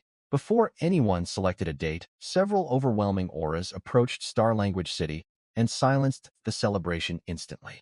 A furious voice ordered Lin Xiaoran to abandon an unworthy man and return immediately to the blazing fire Holy Land. Another master called Qi Wan her home, condemning the rumors spreading across the empire about her pursuit of Xiao Feng. The Saintesses recognized their masters, and wedding excitement transformed into the dread of students facing the strictest possible judgment. Madame Yu of the Celestial Fox Holy Land arrived first, her natural charm enthralling nearby guards, without any deliberate technique. One glance left weaker men dazed, demonstrating how terrifying Su Yu's abilities could become after tens of thousands more years. The Extreme Ice Master arrived beside her and dismissed Xiao Feng, despite recognizing his astonishingly young martial emperor cultivation. He warned, that talented cultivators often died before reaching their potential, making survival more important than spectacular early advancement. The Celestial Pill Master appeared next, openly noting that Xiao Feng had surpassed the Ice Master at the same age. Purple thunder split the sky as Wang Yuwei's master descended silently, evaluating Xiao Feng with the pressure colder than open hostility. The Celestial Sword Master arrived carrying 9 blades and a wine gourd, already drunk before reaching the Xia estate. He called Li Qingxue too young for marriage, then attempted to use the Tyrant Saber Master as an unwilling drinking companion. The offended Saber Master repeatedly teleported away, but the drunken swordsman followed him through space without spilling the gourd. Their absurd chase did nothing to reduce the danger of 10 Holy Land Masters surrounding one small city mansion. The Life Holy Land Master declared that Xiao Feng carried misfortune and ordered Qing Shuang to leave before it consumed her. The Celestial Talisman Master looked like a sleepy girl, although her true age exceeded 50,000 years. All 10 leaders finally hovered above the mansion, each representing an organization capable of destroying Star Language City alone. Yu Ju and Li Shiqing clung to Xiao Feng, crying that returning home would mean imprisonment and permanent separation. Their tears hurt more than enemy attacks because Xiao Feng understood his new emperor's strength remained meaningless before so many saints. He attempted a respectful explanation, but Wang Yuwei's master ordered silence and released his aura across the entire city. Everyone below Venerable struggled to breathe, and Xiao Feng's parents nearly collapsed before the Saintess shielded them. The master concentrated his pressure upon Xiao Feng, cracking stone beneath him without using a formal attack. Xiao Feng remained standing through raw determination, yet the effortless suppression revealed the enormous distance between emperor and saint. The other leaders watched without intervention, some curious whether the young man possessed enough resolve to resist their colleague. Wang Yue rushed beside Xiao Feng and raised a barrier, offering her own life if her master intended to kill him. She trembled beneath the pressure but refused to move until he explicitly promised Xiao Feng would not be harmed. Her master reduced the force despite harsh words, revealing that protecting his disciple mattered more than destroying the relationship. He withdrew the pressure, pulled Wang Yue into the sky, and prepared to tear open space toward their holy land. Before leaving, she whispered that Xiao Feng must wait, because she would eventually find a path back to him. One by one, the remaining masters called their disciples upward, and every saintess obeyed to protect the Xia family from confrontation. Each woman looked back with the same unspoken promise, carrying tears and unfinished wedding hopes into the open spatial passages. Xiao Feng's inability to stop them created a deeper wound than every physical injury received during his earlier battles. He shouted that reaching Martial Emperor within 1 month should prove enough talent to stand beside any saintess. Several leaders reacted with surprise, and one wondered whether Xiao Feng had awakened the legendary innate emperor body. Wang Yuwei's master dismissed even that possibility, saying potential meant nothing if approaching misfortune killed Xiao Feng before maturity. Those repeated warnings confirmed the Holy Land Masters feared a specific threat rather than merely disapproving of his background. Xiao Feng declared he would marry all 10 women, regardless of whether their masters accepted him at the present moment. He promised it's next time he would enter their holy lands with proper wedding gifts and personally bring every saintess home. The drunken sword master advised him to survive what was coming before discussing marriage, making the hidden danger impossible to ignore. Madame Yu mentioned a holy son intended for Su Yu, revealing that other marriage arrangements had already begun inside the Holy Lands. 10 masters departed through space with 10 unwilling disciples, changing a planned celebration into complete silence within minutes. The courtyard still carried their perfume, broken decorations, and the memory of hands holding Xiao Feng only moments earlier. He struck the ground until his knuckles bled, furious that becoming an emperor had not made him strong enough to protect them. A martial sense could have challenged the masters directly, but Xiao Feng remained a newly advanced emperor, unable to resist one aura. His parents approached quietly and promised they believed he would someday fulfill every reckless vow shouted at the sky. Then his father's expression changed, carrying an old fear connected to the Life Holy Land Master's warning about misfortune. He revealed the Xia family had never been an ordinary city lord bloodline hiding in a remote eastern province. Xiao Feng's grandfather, Xia Tianming, had once been Imperial Crown Prince and designated heir to the Great Xia Empire. Xia Tianming possessed the innate emperor body, a legendary constitution that made his eventual succession appear certain to everyone. The crown prince cared more about cultivation than politics, so the old ruler gave the throne to his half-brother Xia Donghai. Xia Tianming accepted that decision peacefully, but Xia Donghai feared the rightful heir could someday reclaim popular support. During the old emperor's seclusion, Xia Donghai lured his brother into the palace, under the pretense of national business. 10 heavenly stage martial saints waited in ambush, transforming a family meeting into a carefully planned execution chamber. Xia Tianming fought alone and killed 8 saints before the survivors sealed his cultivation through overwhelming numbers. Xia Donghai then used a forbidden method to tear the innate emperor body from his living brother and transplant it. The extraction lasted 3 days, and screams echoed through the palace, while officials remained silent behind closed doors. When the old emperor ended seclusion, he chose stability over justice, because Xia Donghai now carried the stolen imperial constitution. He granted Xia Tianming the empty title Battle Heaven Emperor and sent his ruined son to govern a northern border dynasty. The decision rewarded loyalty with exile, while allowing the thief to keep both the throne and power taken through torture. 10 years later, Xia Donghai accused his brother of treason during another period when the old emperor could not intervene. The empire's greatest generals destroyed the Battle Heaven dynasty, scattering or killing nearly everyone loyal to Xia Tianming.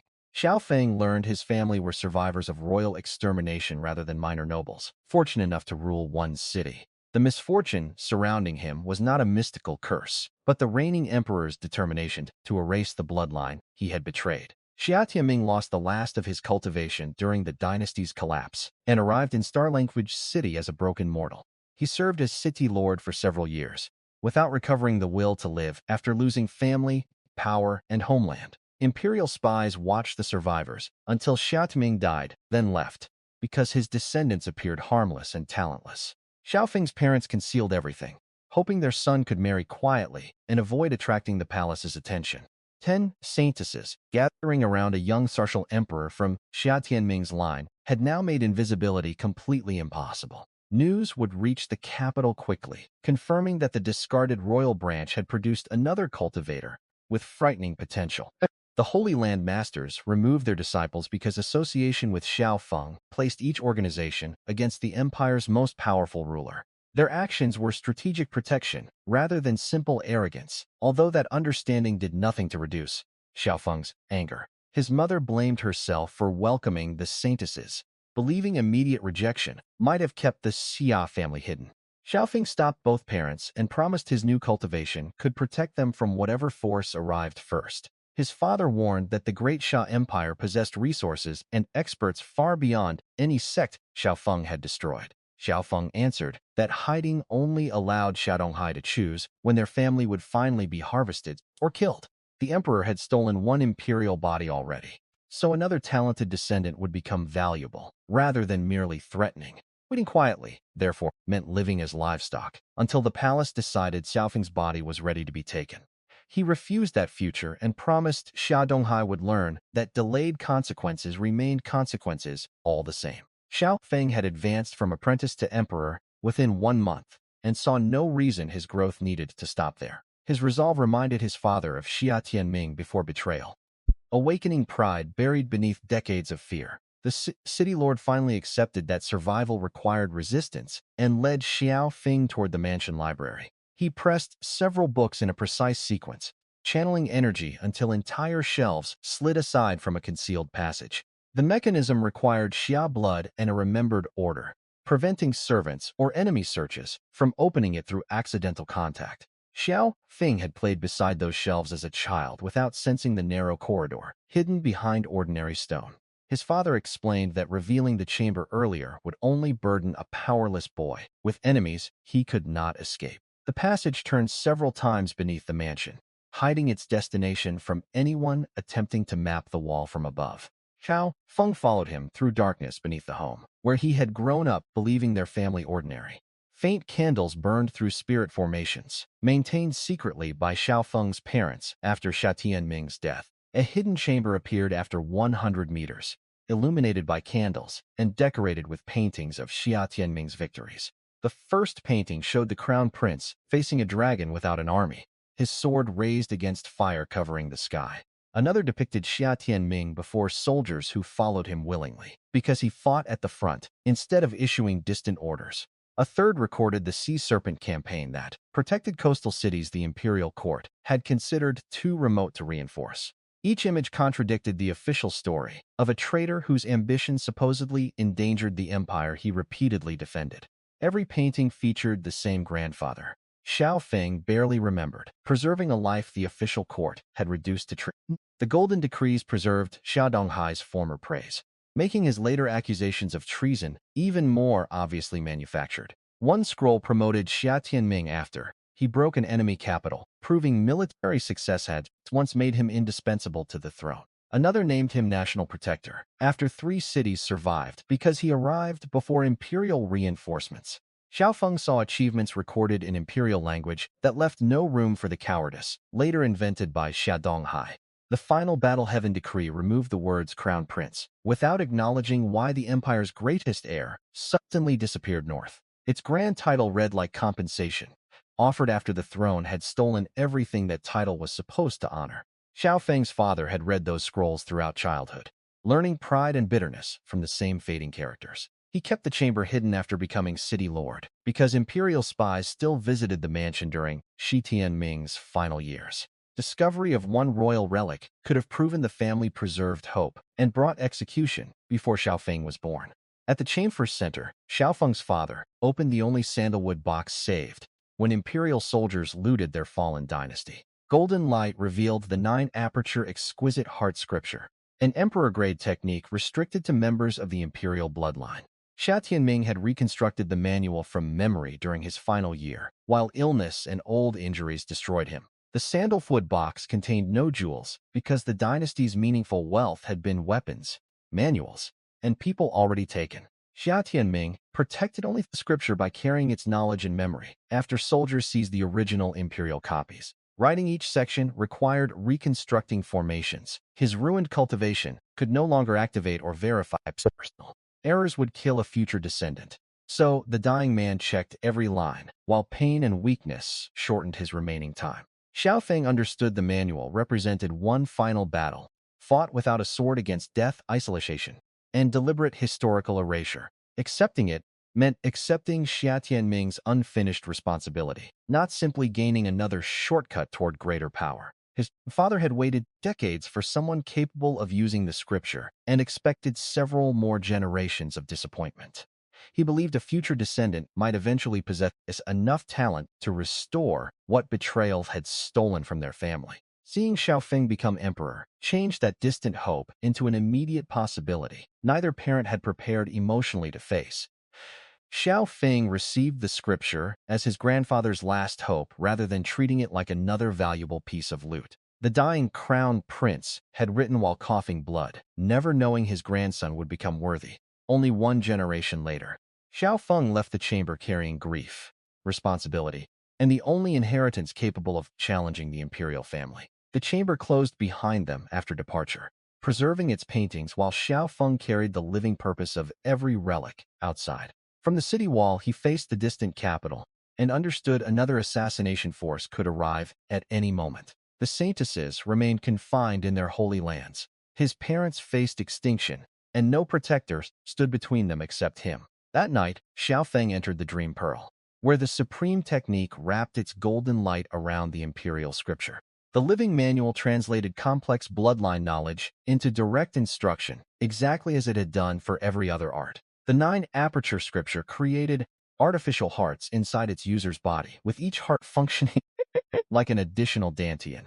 Ordinary cultivators risked destroying themselves by channeling several same-level techniques, because one dantian could not sustain the conflict.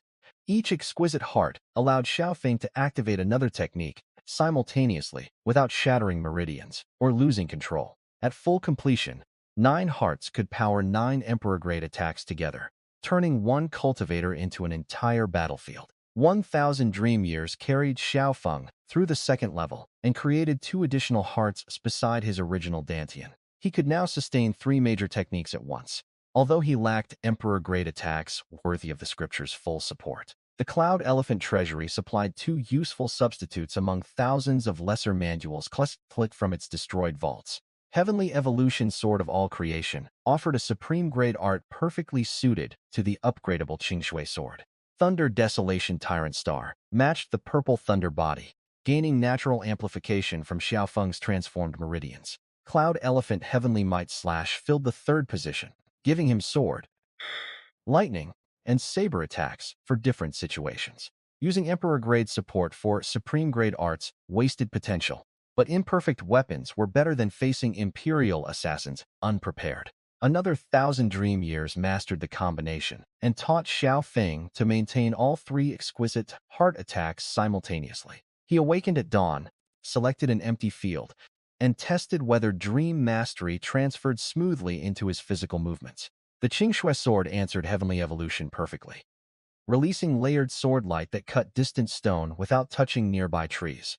Thunder Desolation produced condensed purple stars, each small enough for precise control, but powerful enough to devastate venerable formations. Cloud Elephant Heavenly Might Slash created a broader saber wave capable of overwhelming multiple enemies across the open sky. Xiao Feng repeated each movement while awake, preventing differences between dream instincts and physical muscles from creating dangerous mistakes. His new routine became simple. Practice after waking, sleep for another millennium, then integrate every lesson in reality. Days passed as Xiao Feng alternated combat training with supreme technique cultivation and 9 aperture heart refinement. After 1800 dream years, his cultivation crossed into Earth Stage, Martial Emperor, and triggered 2 additional divine abilities. Every major Emperor stage allowed another law-based ability, giving Earth Stage cultivators 3 complete divine powers in total. Xiao Feng already possessed Thunder Judgment, so he chose Heaven and Earth as the foundations for the remaining pair. 200 years of dream experimentation condensed Heaven's execution from the sword law he understood through Li Qingshui's gift. A building-sized phantom Qingshui sword appeared overhead and descended with pressure capable of flattening a city district before impact. His third ability, Earth's Annihilation, transformed dark ground energy into thousands of black blades beneath every targeted enemy. During testing, those blades crossed a mountain and separated the entire peak as cleanly as a knife through fruit. Thunder Judgment, Heaven's Execution, and Earth's Annihilation gave Xiao Feng 3 distinct weapons for single targets, formations, and wide battlefields. The 2 exquisite hearts supported 3 supreme arts behind those abilities, multiplying his available attacks without slowing energy recovery. Despite this progress, Xiao Feng reached only Earth Stage Level 3 after 2,000 dream years of concentrated cultivation. Most emperors would celebrate such speed, but earlier instant breakthroughs made ordinary improvement feel dangerously slow to him. He needed stronger talent medicines, yet every Saintess capable of finding them remained locked behind Holy Land defenses.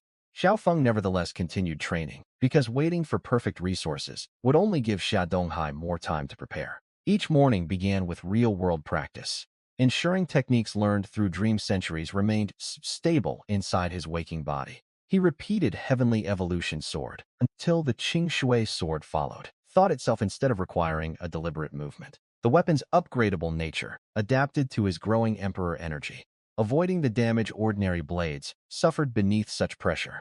Thunder Desolation Tyrant Star required finer control because each condensed orb carried enough lightning to endanger the surrounding city. Xiao practiced shrinking its destructive radius while preserving power, preparing for enemies who might hide among innocent citizens. Cloud Elephant Heavenly Might Slash demanded open space, since its cutting wave could cross formations and continue beyond the intended target. The 9 aperture hearts allowed all 3 techniques to circulate together without competing for one Dantian's limited pathways. His original Dantian supported the saber, while each artificial heart maintained one of the sword and lightning arts. Switching assignments during combat became another skill, allowing Xiao Feng to strengthen whichever weapon matched the immediate threat. The supreme technique continuously purified incoming energy and restored reserves faster than ordinary Emperor methods could manage. This recovery did not provide infinite power, but it made short battles against similarly ranked cultivators heavily favor Xiao Feng. After practice, he returned to sleep and entered a world where centuries passed without the Empire gaining a single day. The Dream Pearl provided time but not knowledge, making captured manuals and his grandfather's scriptures essential to every improvement. The Living Supreme technique filled that gap by explaining principles, correcting mistakes, and connecting otherwise incompatible inheritances. Xiao Feng gradually understood why his dreamed himself had become supreme enough to inspire unwavering loyalty from 10 Saintesses. The power was not effortless, since every real day contained thousands of years filled with repetition, pain, and concentration. Only Xiao Feng remembered none of those years afterward as ordinary memories, retaining them instead through instinct and perfect comprehension. That strange separation protected his waking mind from carrying the emotional weight of several thousand additional years of consciousness. It also explained why the Saintesses remembered relationships he experienced only as abilities and feelings, without identifiable scenes. Xiao Feng refused to dwell upon that mystery, while his parents remained vulnerable, and his promised brides remained confined. He pushed from Yellow through Mystic Stage, then entered Earth Stage Martial Emperor after 1800 dream years. The breakthrough expanded his spiritual sense far beyond Star Language City and increased the pressure behind every existing technique. Earth Stage also allowed him to shape 2 more divine abilities from laws already understood through his accumulated training. He chose Heaven for one law and Earth for the other, surrounding Thunder Judgment with a balanced set of powers. Heaven's execution grew from sword intent, condensing the image of his Qingshui sword high above a chosen target. The enormous Phantom carried descending pressure before contact, preventing slower enemies from simply freighting. After recognizing the technique, Earth's annihilation reversed that direction, creating black blades beneath opponents who watched only the sky for incoming danger. Together, the 3 abilities attacked from above, below, and directly through lightning that locked onto spiritual presence. Xiao Feng spent 200 dream years refining activation because divine abilities remained too slow for careless use during close combat. He learned to begin gathering one law while opponents focused on a different technique powered through an exquisite heart. The layered strategy gave enemies several dangers to read simultaneously, increasing the chance they would misunderstand his true attack. When cultivation reached Earth Stage Level 3, progress finally slowed despite the Dream Pearl's impossible time advantage. Every Emperor level required deeper comprehension of universal laws rather than simple accumulation of additional spiritual energy. The Supreme Talent Pill had carried Xiao Feng far, but its transformation no longer felt exceptional within his present realm. Purple Thunder Body still amplified lightning and endurance, although body talent alone could not replace missing law comprehension. Xiao Feng wanted the advanced medicines his Saintesses might locate, yet contacting them risked drawing Holy Land masters back to the city. He accepted slower progress and strengthened foundations rather than damaging himself through a reckless attempt at another immediate breakthrough. That strength proved timely, because a palace order had already begun moving through 3 imperial branch dynasties. The Heaven Xia, Earth Xia, and Human Xia dynasties governed the empire's remote northern territories beneath Xia Donghai. Each dynasty belonged to an imperial descendant who had received land and status without gaining meaningful influence near the capital. Branches favored by Xia Donghai ruled closer regions, while these 3 remained far away like embarrassing relatives hidden from court. Their leaders desperately wanted reassignment, so a direct imperial mission represented an opportunity none intended to waste. The command named Sha Tianming's grandson and described his destruction of the Cloud Elephant Sect at only 23 years old. Imperial intelligence recorded Xiao Feng as a Yellow Stage Martial Emperor, protected previously by 10 First Saintesses. The report also confirmed the Holy Land Masters had removed those women, leaving the Xia family without its strongest outside protection. Xia Donghai ordered Xiao Feng's Dantian destroyed but specifically forbade killing him or exterminating his immediate bloodline. That distinction confused several assassins because eliminating descendants permanently would end every future rebellion from Xia Tianming's branch. Ma Wuji understood only that disobeying the throne would destroy their dynasties faster than any enemy Xiao Feng might become. The bald commander wore black and white robes resembling a monk, although his vulgar temper contradicted every peaceful impression. He had reached Earth Stage Level 1 Martial Emperor, placing him above the other 8 experts assigned to the mission. 2 companions from Heaven Xia stood at Mystic Stage Level 9, strong enough to dominate most provincial sects independently. The remaining dynasties contributed fighters at levels 3 and 7, creating a formation that covered multiple combat specialties. Han Song represented Huma as a pale assassin, whose poison dagger could end stronger cultivators through one shallow wound. An Earth Xia elder wore a necklace of skulls and controlled resentful spirits through black fog released from his body.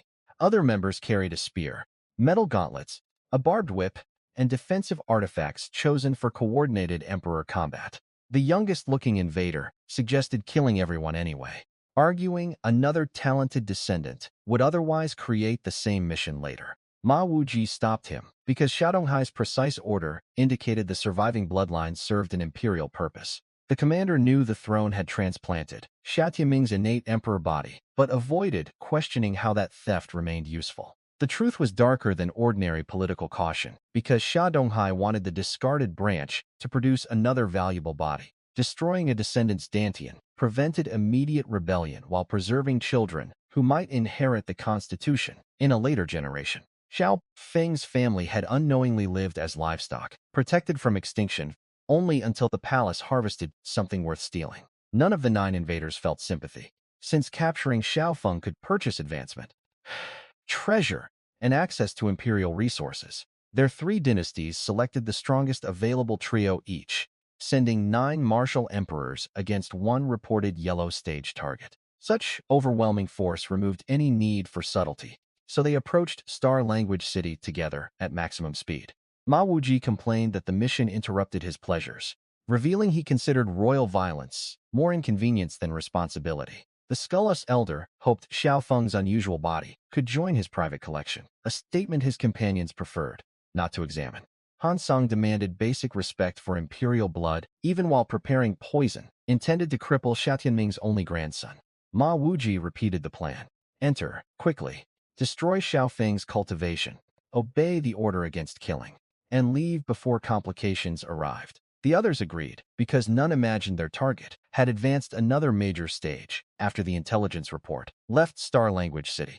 Ma Wuji selected open-air formation positions during the journey, assigning San Song to exploit any target distracted by his cleaver. The Skullless Elder would suppress spiritual senses, while the spear and whip controlled vertical and horizontal movement around Xiao Feng. Metal gauntlets provided close pressure, and the final emperor anchored shared defenses from behind the attacking circle. Their formation had captured stronger enemies before, giving the group confidence beyond the simple sum of 9 cultivations levels. The 3 weakest members received orders to remain near the anchor until Xiao Feng's unknown protections had been tested. That caution disappeared after arrival because the intelligence report described no Earth stage power capable of punishing early exposure. Ma Wuji also carried an Imperial space-cutting artifact for retreat, although he considered using it against one young target unnecessary. Han Song prepared antidotes to his own poison, protecting companions if the dagger changed direction during crowded combat. The Skull's Elder fed resentful spirits before departure, increasing his fog's power at the cost of making it harder to control near civilians. None planned around Xiao Feng's concern for Star Language City because Imperial missions treated collateral deaths as irrelevant. Their goal required one surviving body, not an intact home, protected parents, or citizens capable of describing what happened. Ma Wuji expected the city's families to kneel immediately once 9 Emperor auras appeared above their provincial walls. The assassins therefore made no effort to hide approach, using visible pressure as part of the intended psychological attack. Each dynasty wanted witnesses to carry news of its loyalty toward the palace after Xia Tianming's branch fell again. That desire for credit kept all 9 together instead of approaching through separate hidden routes that Xiao Feng might not detect. Their arrogance inadvertently gave him one clear formation to study before choosing targets for his opening divine abilities. The weakest trio occupied predictable support positions, exactly where cautious experts stood when expecting stronger companions to lead. Xiao Feng later selected them not merely for cultivation level, but because removing support disrupted balance among the remaining attackers. The Emperor order against killing him also created hesitation, since every technique needed enough control to cripple without destroying his true spirit. Xiao Feng faced no similar restriction after hearing Ma Wuji threaten the population surrounding his family. The moral difference allowed him to attack decisively while Imperial agents continually calculated whether one strike might damage their prize. Once greed replaced obedience, even that restraint weakened as individual experts competed to become the person who captured him. Their shared mission therefore contained rival ambitions that Xiao Feng could exploit after the first death's shattered command discipline. 9 emperors entered Star Language City as an army, but Sha Donghai's reward encouraged them to think like competing thieves. That contradiction remained hidden until Xiao Feng appeared behind them and forced every personal fear into the open. While they traveled, Xiao Feng remained inside the Dream Pearl, practicing against imagined formations drawn from earlier enemy tactics. He trained Heaven's execution against fast targets, reducing the delay between law gathering and the Phantom Sword's descent. Earth's annihilation became wider without weakening individual blades, making it suitable for several opponents occupying separated positions. Thunder Judgment gained precision through purple thunder body resonance, allowing its bolt to follow one chosen spiritual signature. Xiao Feng practiced overlapping all 3 until separate laws stopped interfering with one another during simultaneous activation. The 9 aperture hearts supplied each preparation independently, solving the energy collision that would cripple any ordinary emperor. He could now open with 3 divine abilities before opponents understood the number of Dantians working inside his body. That surprise mattered because activating the same combination again required time enemies were unlikely to grant after witnessing it. The Dream Pearl dissolved as the 9 Imperial auras crossed the final distance toward Star Language City. Xiao Feng awakened before his father reached the bedroom, already sensing pressure approaching from 3 distinct dynasty formations. 9 blazing trails appeared above the horizon and divided around the city like meteors, selecting impact points. Their descent cracked streets near the Xia mansion, shattered windows, and shook dust from buildings several districts away. Citizens stepped outside before Emperor pressure forced them to their knees and warned that observation itself was dangerous. The weakest cultivators vomited blood as 9 auras combined into weight. The city's defensive arrays had never been built to resist. Wuji hovered above the courtyard and shouted Xiao Feng's name loudly enough to make walls vibrate. His companions spread into a loose ring, blocking obvious escape routes. Without damaging the target Xia Donghai wanted alive.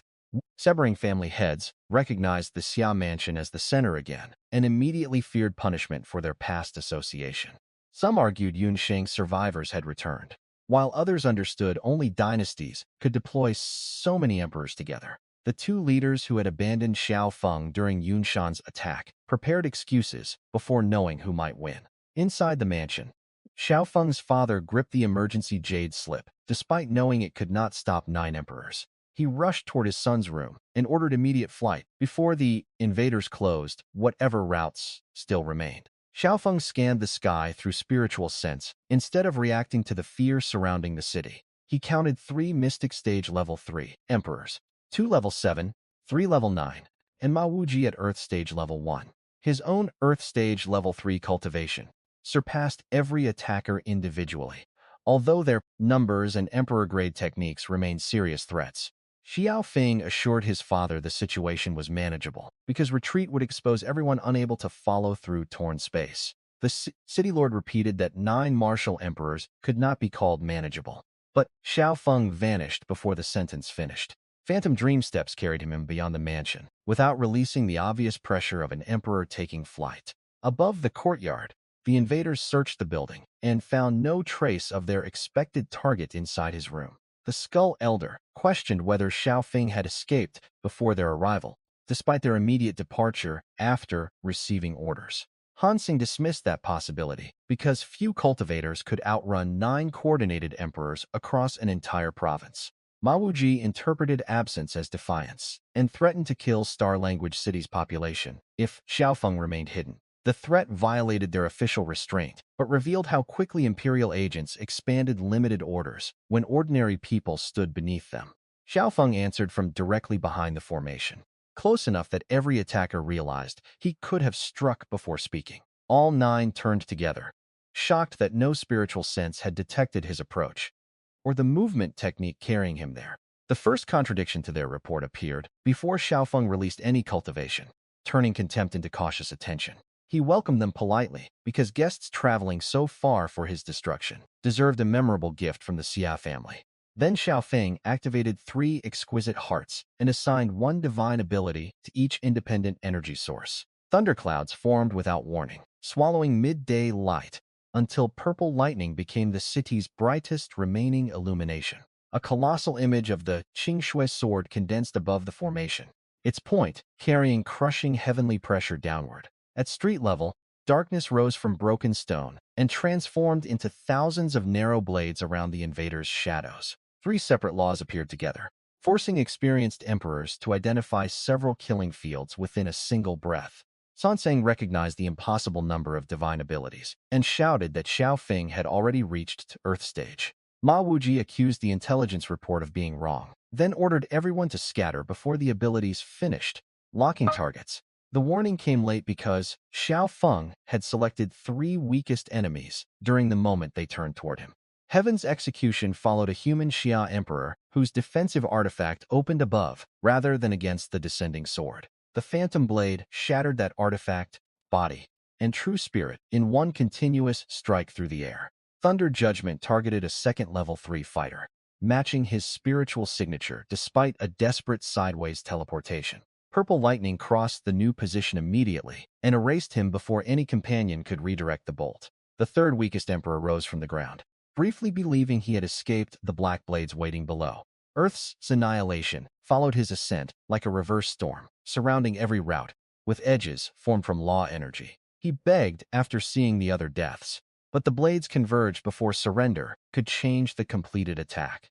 Three martial emperors disappeared within seconds, leaving no true spirits for their dynasties to recover or resurrect. The surviving six reached higher altitude and stared at Xiao Feng from positions chosen mainly through panic. Their simple mission had lost one-third of its force before anyone launched a planned technique against the target. Ma Wuji finally measured Xiao Feng's aura accurately and confirmed Earth Stage Level 3 instead of Yellow Stage. That difference explained the destructive power, but not how a 23-year-old had advanced between receiving and executing one report. Xiao Feng's rose slowly toward them with the Shui's sword drawn, controlling his pressure instead of wasting energy on intimidation. He asked which invader wanted to continue, knowing the six had traveled too far politically to retreat without attempting capture. For several breaths, nobody answered, because each expected another companion to test whether the three divine abilities had emptied him. The Skull Isildur initiated secret sound transmission, comparing Xiao Feng's age with records concerning Xia Tianming's earlier cultivation. Xia Tianming had reached Martial Emperor near 40, while his grandson already stood at Earth Stage before 24. That unprecedented speed suggested the fallen royal branch had produced another innate emperor body more valuable than the first. The realization changed Xiao Feng from dangerous rebel into a living treasure whose capture could transform every attacker's future. Ma Wuji imagined imperial rewards, while the Skull Elder considered resources capable of carrying them toward Martial Saint. Han Sang studied Xiao Feng's breathing and decided three law attacks must have consumed most of his available spiritual energy. The others accepted that theory because believing their target still possessed full strength made continued combat irrational. They claimed Xiao Feng had killed the weakest members deliberately, using overwhelming spectacle to frighten stronger opponents into leaving. Ma Wuji called the opening a bluff and ordered everyone to resist psychological pressure from a young, inexperienced emperor. Xiao Feng heard none of their secret discussion, yet expressions shifting from terror into greed revealed its conclusion clearly. The invaders believed him exhausted, unaware the supreme technique had already begun replacing energy spent on the first attack. Three internal reservoirs had divided the burden, leaving Xiao Feng far less depleted than any ordinary Earth-stage cultivator. He allowed their confidence to grow, because overcommitted enemies were easier to punish than six emperors focused only on escape. The Skull Elder attacked first by opening his mouth and releasing black fog filled with screaming, faceless spirits. Those ghosts clawed toward Xiao Feng's mind and body, threatening to weaken concentration, even if the fog never touched skin. Hansa disappeared into shadow at the same moment, concealing his poisoned dagger within the darkness behind Xiao Feng. Ma Wuji charged from the front with a pear blossom cleaver, heavy enough to distort the air along its edge. A silver spear approached from below, metal gauntlets closed from the right, and a barbed green whip curved from the left. The sixth survivor remained behind the assault, feeding defensive emperor energy toward companions instead of risking immediate contact. Xiao Feng raised the Qingshu sword and met Ma Wuji's cleaver, producing a collision that shook his arms despite higher cultivation. He twisted away from the spear, while Phantom Dream Steps left an afterimage for the metal gauntlets to crush. The green whip wrapped around that illusion, giving Xiao Feng enough time to sense Han Sang's dagger near his ribs. He shifted by inches and watched black pass his robe without touching the purple thunder body beneath it. 6 coordinated emperors surrounded Xiao Feng above his city, beginning the first prolonged battle of his newly inherited royal war. The skull fog reached him next, and the screaming spirits attempted to bury his thoughts beneath memories of their deaths. Xiao Feng released purple thunder body energy through his skin, burning the nearest ghosts without interrupting his sword defense. Ma Wuji used that distraction to change angles, bringing the cleaver across Xiao Feng's exposed shoulder with both hands. Qing Shui's sword redirected the edge instead of blocking directly, sending its force past Xiao Feng toward the empty sky. The spear's wielder predicted that movement and thrust into the new path, forcing Xiao Feng to bend backward through the air. Metal gauntlets struck where his head had been, while the green whip circled his ankle before he completed recovery. Xiao Feng cut the whip's first loop, but Emperor energy restored the severed section before the weapon fully separated. Han Seng appeared inside the confusion, aiming his dagger for a shallow hand wound rather than an obvious killing strike. The assassin needed only one opening, because the poison could spread through meridians faster than ordinary medicine countered it. Xiao Feng caught Han Seng's wrist with Cloud Mountain hand. Yet, the defensive emperor launched a blast that forced release. The poison dagger passed close enough for its fumes to darken fabric without entering Xiao Feng's transformed body. He responded with Thunder Desolation Tyrant Star, firing one condensed orb toward Han Seng before the assassin returned to shadow. A defensive barrier rose from the rear supporter and absorbed most lightning, allowing Han Seng's tape with scorched robes. Ma Wuji attacked through the fading explosion, using the cleaver's broad surface to hide the spear following behind it. Xiao Feng sensed the second weapon through spiritual perception and moved before its point crossed the false visual cover. His phantom dream steps created 3 images, splitting the formation as different attackers chose as different versions of their target. The Skull Elder destroyed one illusion with Ghost Fog, and the Metal Fighter shattered another through a direct punch. The remaining whip user guessed correctly, but Xiao Feng met him with Heavenly Evolution's sword before the barbs reached range. Slayer's sword light cut across the whip user's armor and forced him backward without penetrating the Emperor-grade protection completely. Xiao Feng followed to finish that injury, but Ma Wuji's cleaver intercepted the Qing Shui sword from above. Han Seng reappeared below with his dagger, while the spear fighter closed the space between both weapons. Xiao Feng abandoned the target and teleported sideways, allowing the cleaver and spear to nearly collide with their own assassin. The 6 recovered quickly because their dynasties had trained combined combat for Imperial missions, rather than individual tournament victories. Every member covered another's retreat, preventing Xiao Feng from turning one successful exchange into an isolated execution. His higher realm provided speed and reserve advantages, but superior grade techniques kept the formation from collapsing under pressure. And so Xiao Feng attempted Cloud Elephant Heavenly Might Slash, only for 3 attackers to interrupt before the saber could gather full momentum. He switched to Heaven's Execution, but Han Seng's dagger forced movement and broke concentration before Law Energy completed the Phantom. Thunder Judgment required another uninterrupted moment, which Ma Wuji denied through repeated cleaver attacks against Xiao Feng's guard. Earth's annihilation could not reach enemies, constantly fighting high above the streets, without unnecessary damage below them. The citizens therefore protected the invaders indirectly, because Xiao Feng refused to sacrifice his own city for easier victory. His father watched from the wall, understanding his son defended thousands of lives, while 6 enemies needed to protect none. The neighboring family heads remained hidden behind barriers, silently measuring whether the Xia family's astonishing rise would end here. Ma Wuji pressed forward with renewed confidence after noticing Xiao Feng had stopped using wide divine abilities near the population. He interpreted restraint as exhaustion, never considering that their target valued ordinary people the Imperial dynasties treated as disposable. The Skull Elder expanded his ghost fog until a black dome covered the battle and blocked Xiao Feng's view of the city. Inside the darkness, every scream shifted direction, making ordinary hearing useless for locating the next weapon.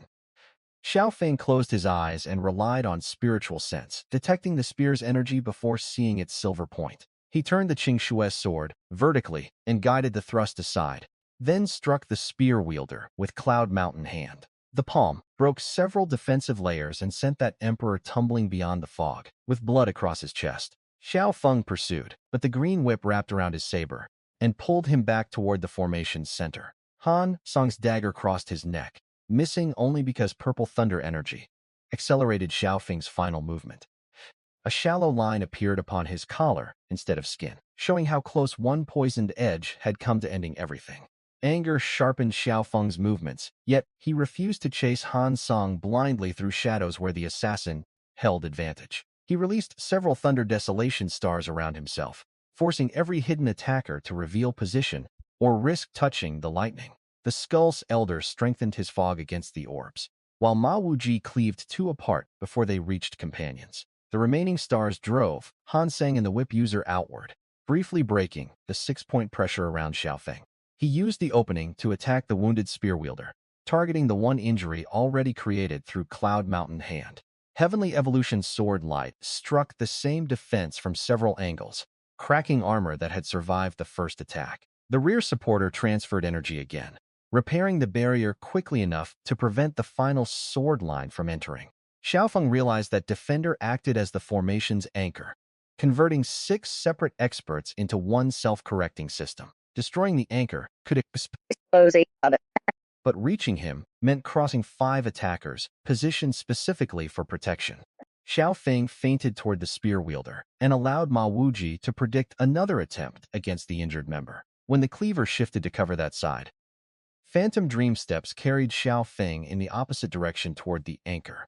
The Skull Elder recognized the deception and filled the path with spirits before Xiao Feng completed the movement. Purple Thunder Body burned through the first layer, but the delay allowed metal gauntlets to strike Xiao Feng's sword arm.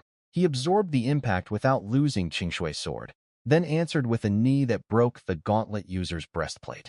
Han Song's poison dagger forced separation again, saving the anchor at the cost of another companion's serious injury. Xiao Feng now understood every role, yet knowledge alone did not provide the quiet instant required for a decisive attack. The Skull Elder laughed that innate Emperor talent could not compensate for lacking true Imperial-grade combat inheritance. Ma Wuji agreed, claiming Shelm possessed spectacular divine abilities, but ordinary techniques unworthy of his present realm. Their assessment carried uncomfortable truth because the 9-aperture scripture amplified only the supreme-grade arts available from stolen Sect vaults.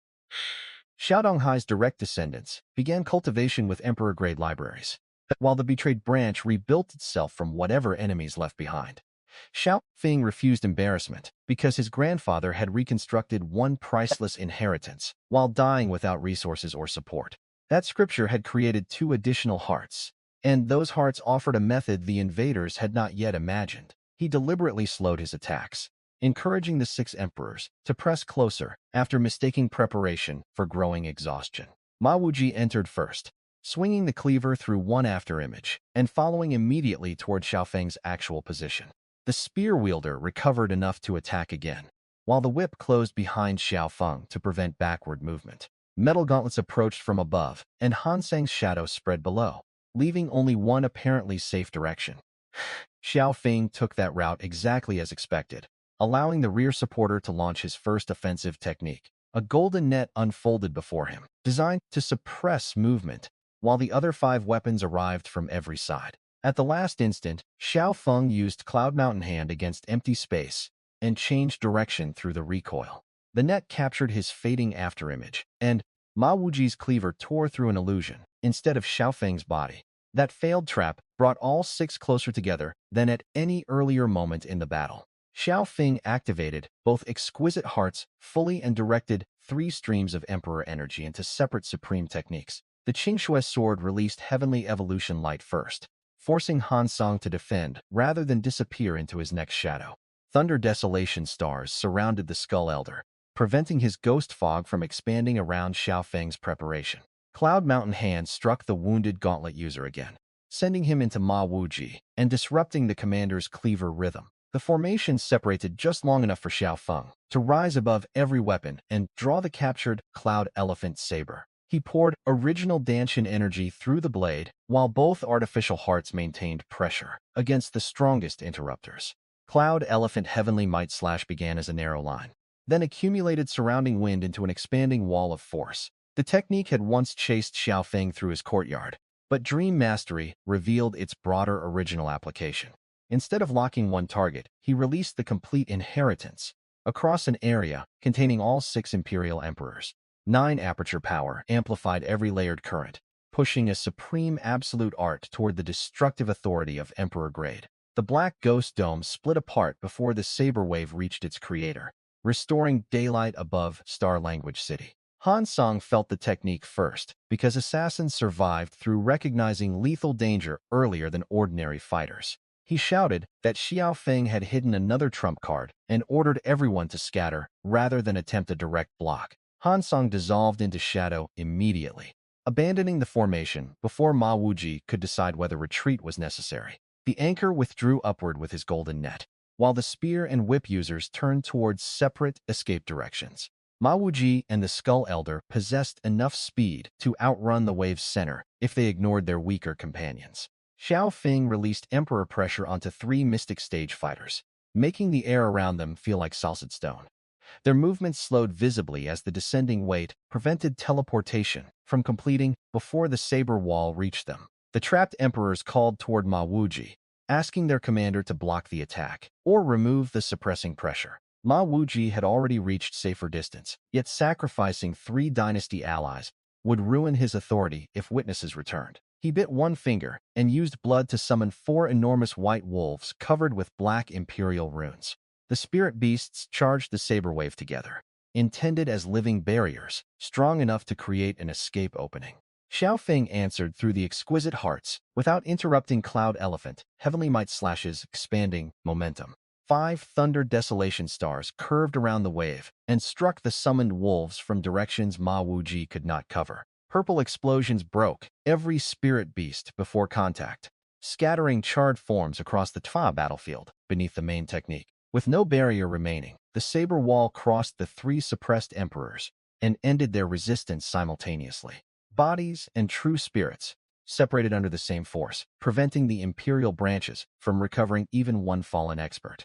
6 of the original 9 invaders were now dead, leaving Ma Wuji, the Skull Elder, and Han Song alive. The 3 survivors watched Xiao Feng remain airborne, without showing the exhaustion their entire strategy had assumed. Ma Wuji demanded to know how anyone could use 3 divine abilities and several supreme attacks without emptying one Danshin. The Skull-S Elder remembered legends, claiming innate emperor bodies carried enormous reserves and used that myth to explain the impossible. Xiao Feng privately recognized their mistake because his body was not the constitution stolen from Xia Tianming. The 9 aperture hearts gave him 3 reservoirs, while the supreme technique absorbed surrounding energy throughout the battle.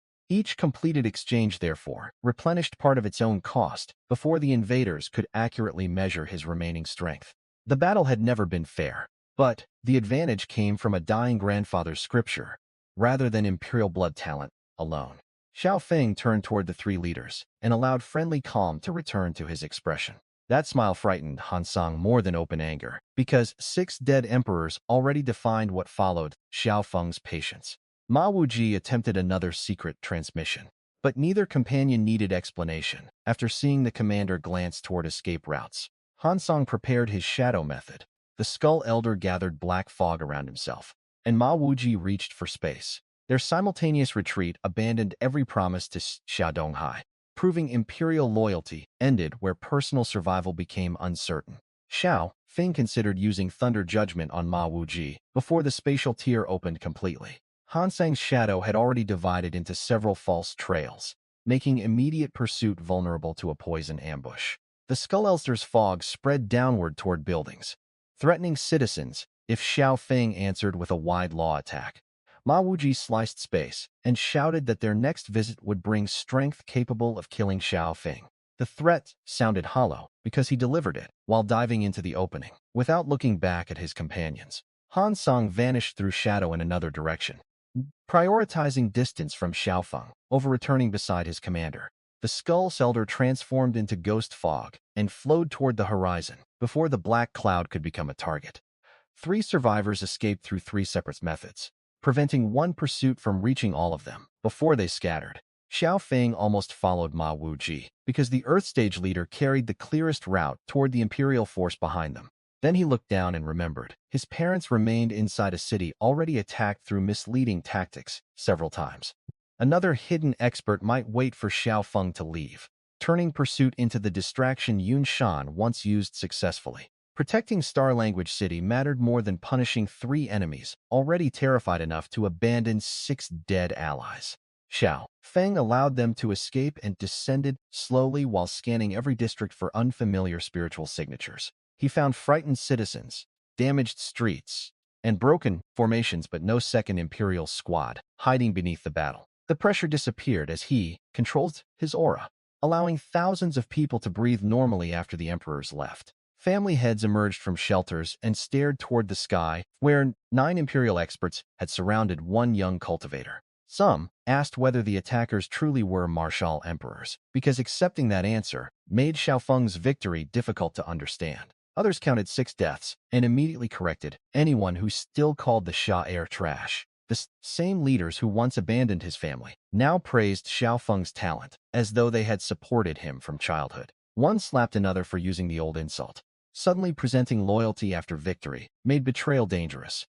People connected the 10 Saintesses' devotion with Xiao Feng's new strength and claimed they had always recognized his hidden greatness. A 23-year-old Earth Stage Emperor sounded impossible enough that rumors already promoted him toward Martial Saint.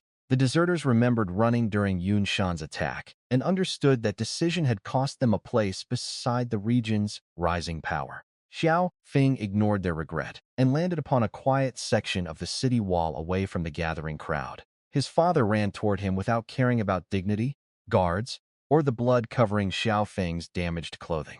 The city's lord pulled his son into an embrace, strong enough to make the young emperor's ribs protest. He struck Xiao Feng's back repeatedly while tears crossed a face trained for decades to hide fear from the city. No speech was necessary because every earlier worry remained visible in the way his father refused to release him. The child once mocked for the worst talent in Star Language City had fought 9 martial emperors without outside protection. 6 Imperial experts had died, 3 leaders had fled, and the Xiao family's last descendant had returned to the wall alive. Xiao Feng understood the victory would bring greater enemies because Ma Wuji now carried accurate information back toward the palace. Xia Donghai would learn the discarded branch possessed neither an ordinary emperor nor the helpless bloodline maintained for future harvesting. The surviving Imperial leaders would also reveal Xiao Feng's 3 divine abilities, multiple reservoirs, and strength beyond recorded cultivation. Every secret shown during the battle increased future danger, yet hiding them would have allowed 9 emperors to cripple him.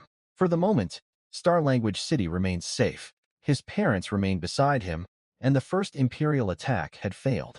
Xiao Feng returned his father's embrace and silently renewed the promise to recover 10 Saintesses before confronting the stolen throne. The path ahead now led through 3 frightened dynasties, 10 guarded holy lands, and an emperor who had hunted his bloodline for generations.